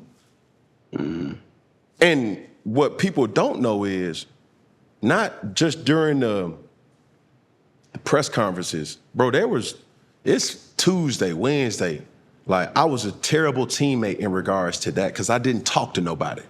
I'll be quiet as fuck. Like, literally, walking around the facility, nigga, we lost on Sunday. Nobody really heard from me on Monday, Tuesday, Wednesday. They putting the game plan, and I'm still fucking mad that we lost, you know what I'm saying? Not knowing how to process my emotions, right? Yeah. So when he said that, it came from a frustrating part for him. It's like, motherfucker, I'm your coach. How can I, I'm supposed to be your spokesperson in the big offices to tell the other coaches how you feel, blah, blah, blah. So I can understand how he was feeling at that particular point in time. But that triggered me in a way where it's like, hold on, coach. First off, these are the first words of the week that I done came out and said. I said, coach, now I'm triggered. I look at that motherfucker, I said, bro, my own daddy don't even talk to me like that. So I'd be goddamn if I let you talk to me like that. So you better understand this here. If I ever hear you utter that type of tone, I see what you tried or is trying to do, but that ain't how you deal with me. Going to your point of, you got to know how to talk and your tone with the individual that you're working with. Right. And to that individual, you cannot be pigeonholed, because I will admit that I was not the best professional. And a lot of us, when I say us, I'm talking about cultural people, black people that are in these positions. Everybody may not have the clout to be able to be quiet for multiple days. Right. I was the franchise player. I could do that. Right. What was it right? No. I'm saying to you that it wasn't right, but also understanding that through this situation, I bettered myself, and I know I bettered him as a coach, because, Mike Shula, was around his father, who was arguably one of the best, if not the best head coach, the undefeated season, things like that. Went to Alabama before Nick Saban, had a very prominent coaching career. And this is a person that I entrusted a lot of my emotions to. He helped me become the football player that I am now. So when he said it, I was just like, hold on, you got to understand this about me, coach. Yeah, we don't do that where I'm from. And even till to this day, it's like, I see coaches all the time as well in college and in professionals that don't understand that. You got to understand your player. You feel me? You can't go and talk all that rah-rah shit to the right motherfucker, because it's like, he ain't like that, coach. He will slap the fuck out you.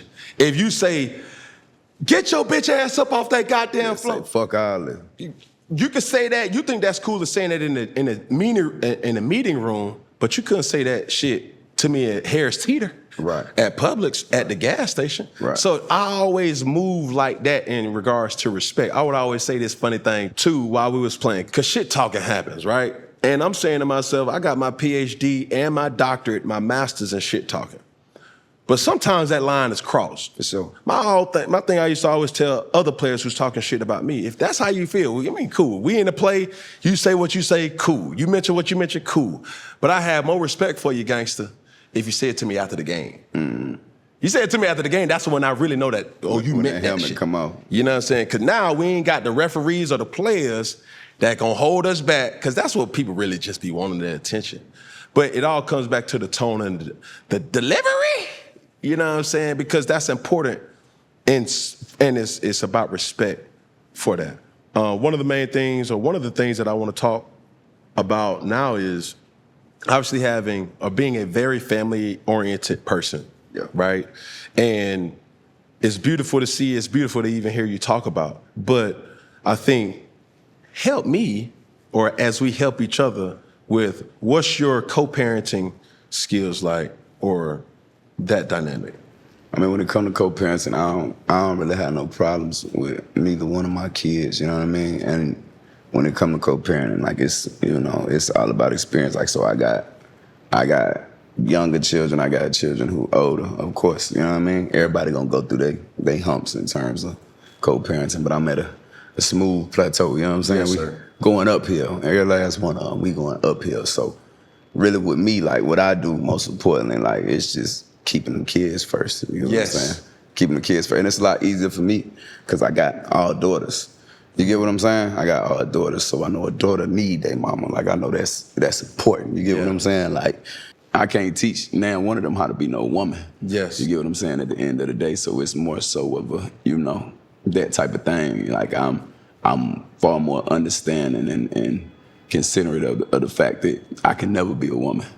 You get what I'm saying? Or tell a woman how to be a woman. I can give you my perspective of you know, what I, you know. From a man's point. Exactly. I can give you that, but I can't necessarily, you know, give you too much more. I can't tell you how to be something you is. Right. Better than, you know, you can learn from experience on how to be it yourself. But everything with me, man, and I just keep them babies first, man, and just keep it about them and they safety.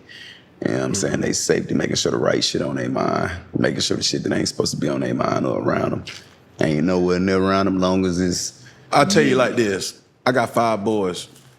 You gotta stop finishing with her on top. That's why you got all them girls. You crazy. That ain't how that happened with me.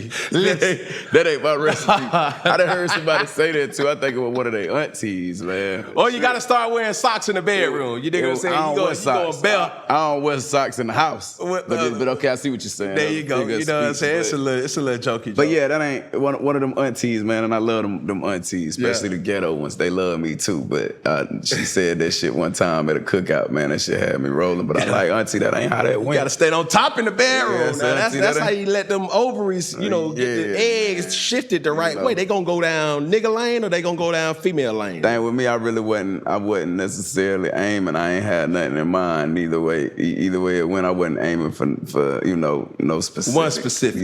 Yeah, so, you know, but I think credited to that. Throughout this whole thing, dog, I try to use my platform and draw out real emotions because I suffered from not having a proper co-parenting system. You know what I mean? And it comes with maturity. It comes with evolving because the only people in any co-parenting situation that you're affecting, it's not you, it's not her. It's them kids. It's them kids. Because just like you just said, your daughter is 7 years old, bro. She is mentally capable of remembering and thinking and understanding, like, hold on, mama not happy right now. Daddy not happy right now.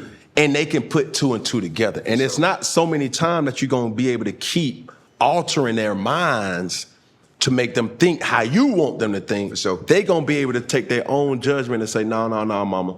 Or no, daddy, you was wrong. And they may not ever tell you that.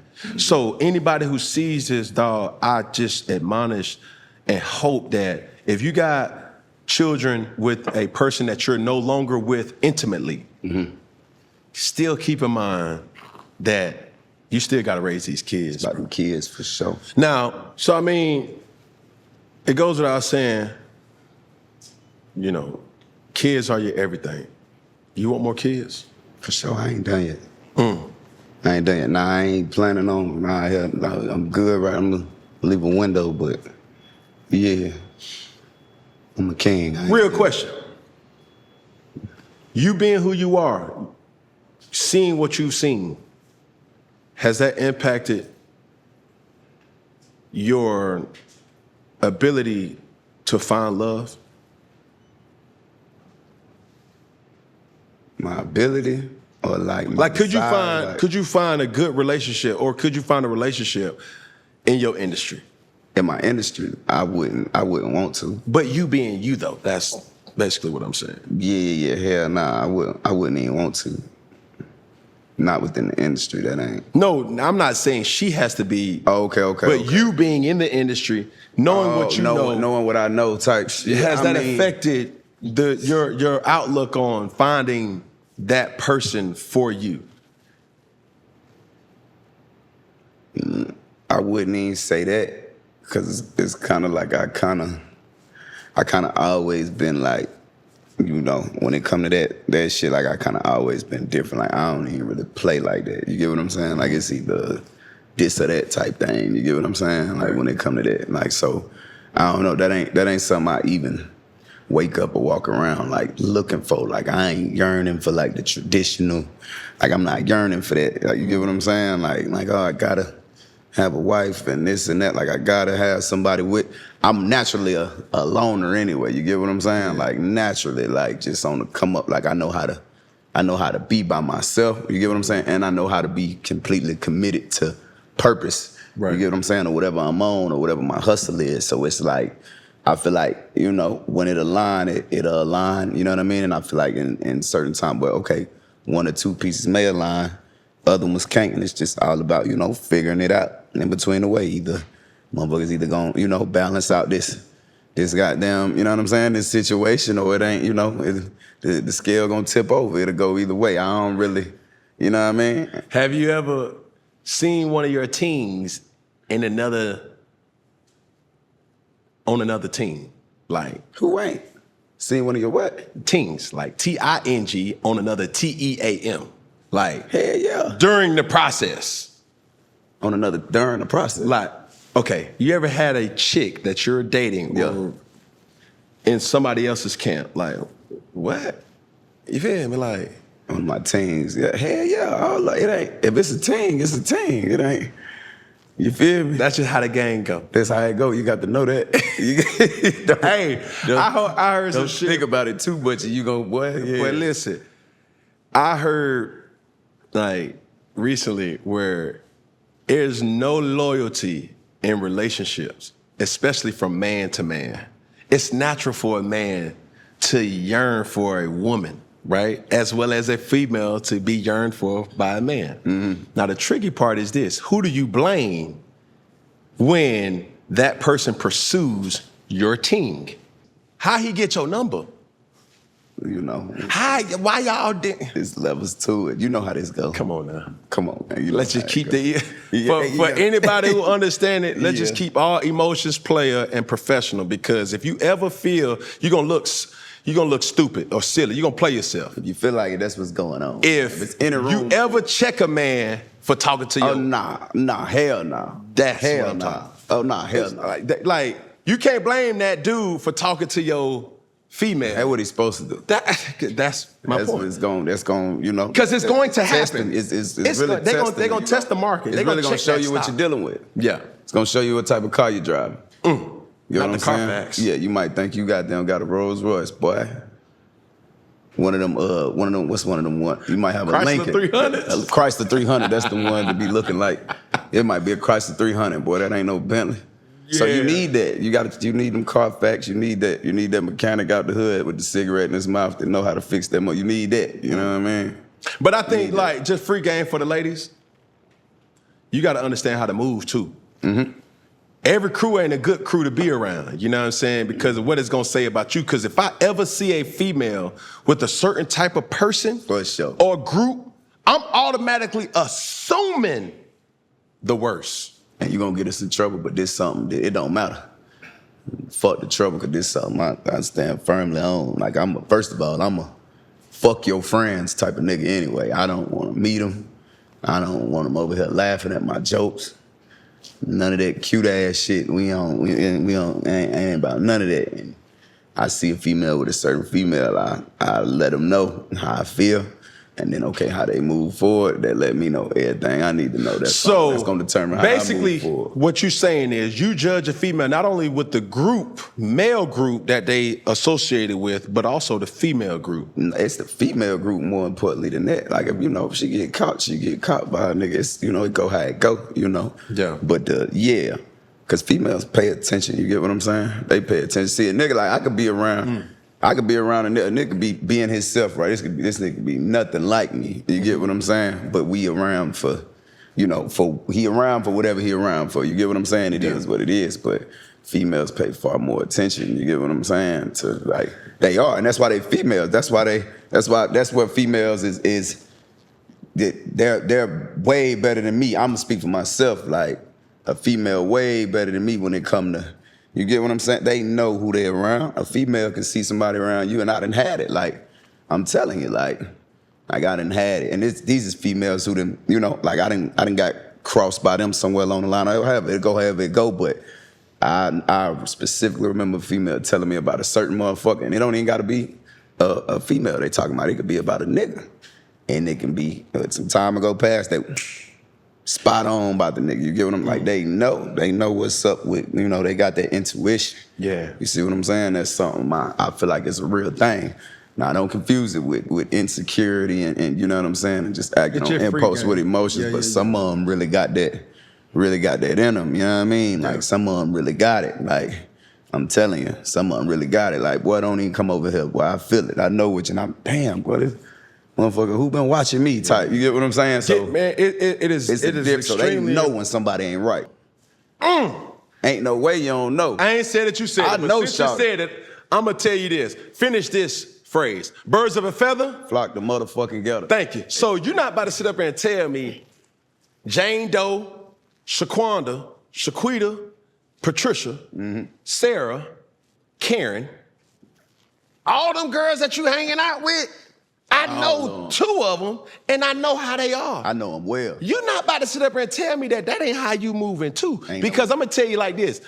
Not only do dudes do that to females, females do that to dudes. It's just how it go. Man, Jabbar, I see how your partner, that's your best friend? Yeah, that's my partner. They see how Jabbar move. They see how John Doe move. They see how Jaquez move. This person, that person, and they judge you off of who you hang around with, your system. So I'm telling you, the viewer, it's like people pay attention to your crowd, to who you hang out with. And you're not about to be the different one out the group if all the time you posting, all the time you around, every time I catch you out, every time I catch you at a restaurant, every time I catch you in some type of motion, you with these type of people. Some ain't adding up now. So be very mindful of the company that you keep. What your mama taught you since the playground. Lord Jesus. But that was a bar right there.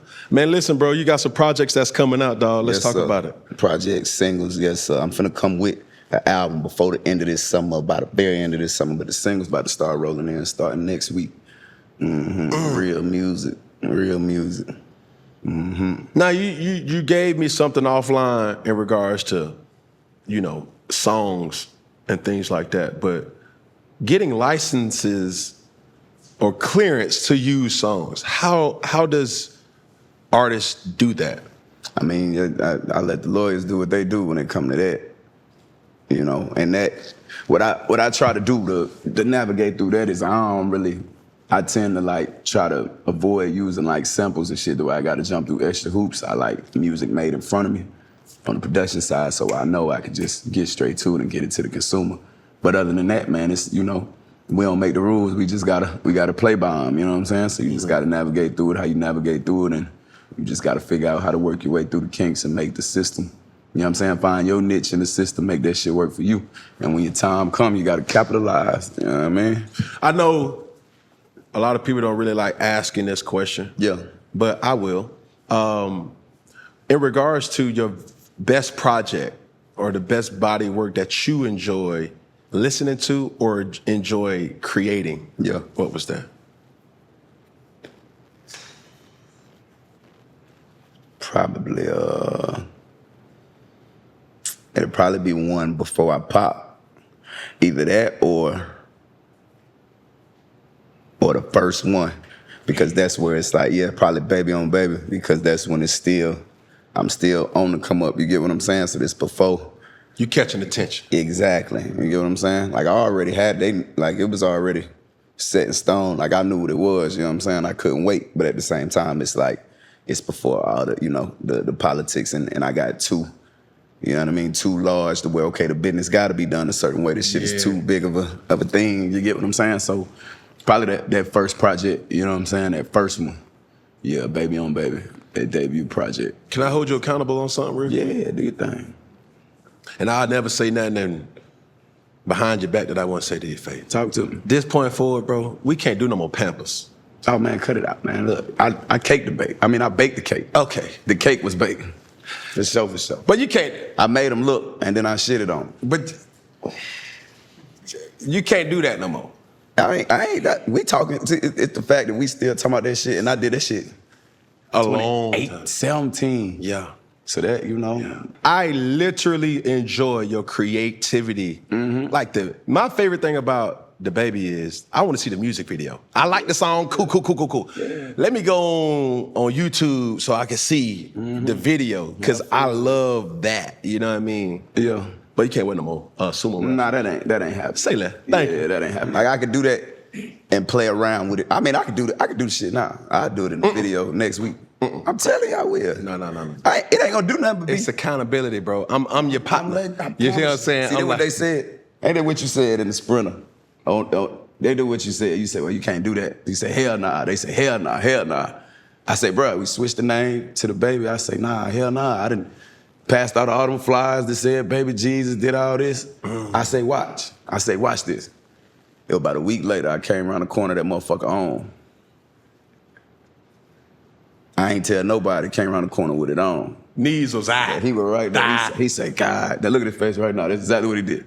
He just taking his he dropped his head. Jesus. He said, it's over. This nigga, he done fucked it up. Uncontrollable. I'm looking at it. I done caught a vibe that is like, bro, I can tell you not, or what you not to do, and you gonna be like, bro, I'm gonna do it anyway. Like, I'm one of them. But it's for promotional.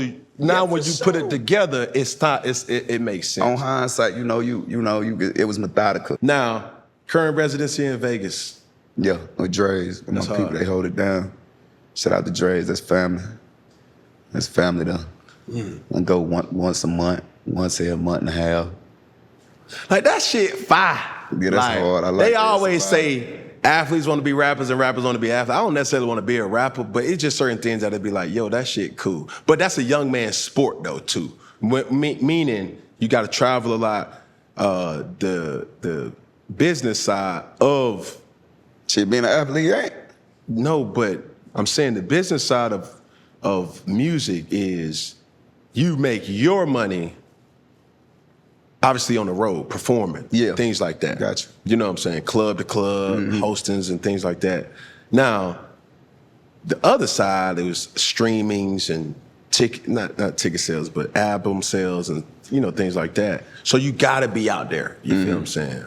I always admired that about artists. It's like, yo, like they going on world tours and shit. They in Belize, they in motherfucking Europe and shit. They got a Europe tour. Like, what the fuck? Yeah, that shit cool. Anything else you got for me, bro? Shit, bro. It's just a pleasure to be here sitting across from you. Cut it out, man. We long overdue. My boy. We long overdue, man. 704. Yes, sir. Queen City 980, man. Yes, sir. Always love, man. And as we end things here at Funky Friday, bro, we're going to go in unison. Right? We're going to start right here together. Then we're going to go to your camera together. Then we're going to finish here together. And when I say all together, we're going to say one love. Makes sense. Here we go. One finger. Which one? That one, left it don't hand matter. Right hand. Okay. Whichever I'm pointing to you? No. The camera. We're going to go to the camera. Then we're going to go to your camera. Okay. And then we're going to finish off right here. When I say all together, we're going to say one love. You ready? That easy. Here we go. One finger. One arm. One pinky. Yeah. One thumb. All together. One love. Get it! Gone. Ladies and gentlemen, DaBaby came and saw and conquered. Appreciate you having me. Appreciate you, my brother. Yes, sir. Love, sir. Pleasure's all mine. Yes, sir.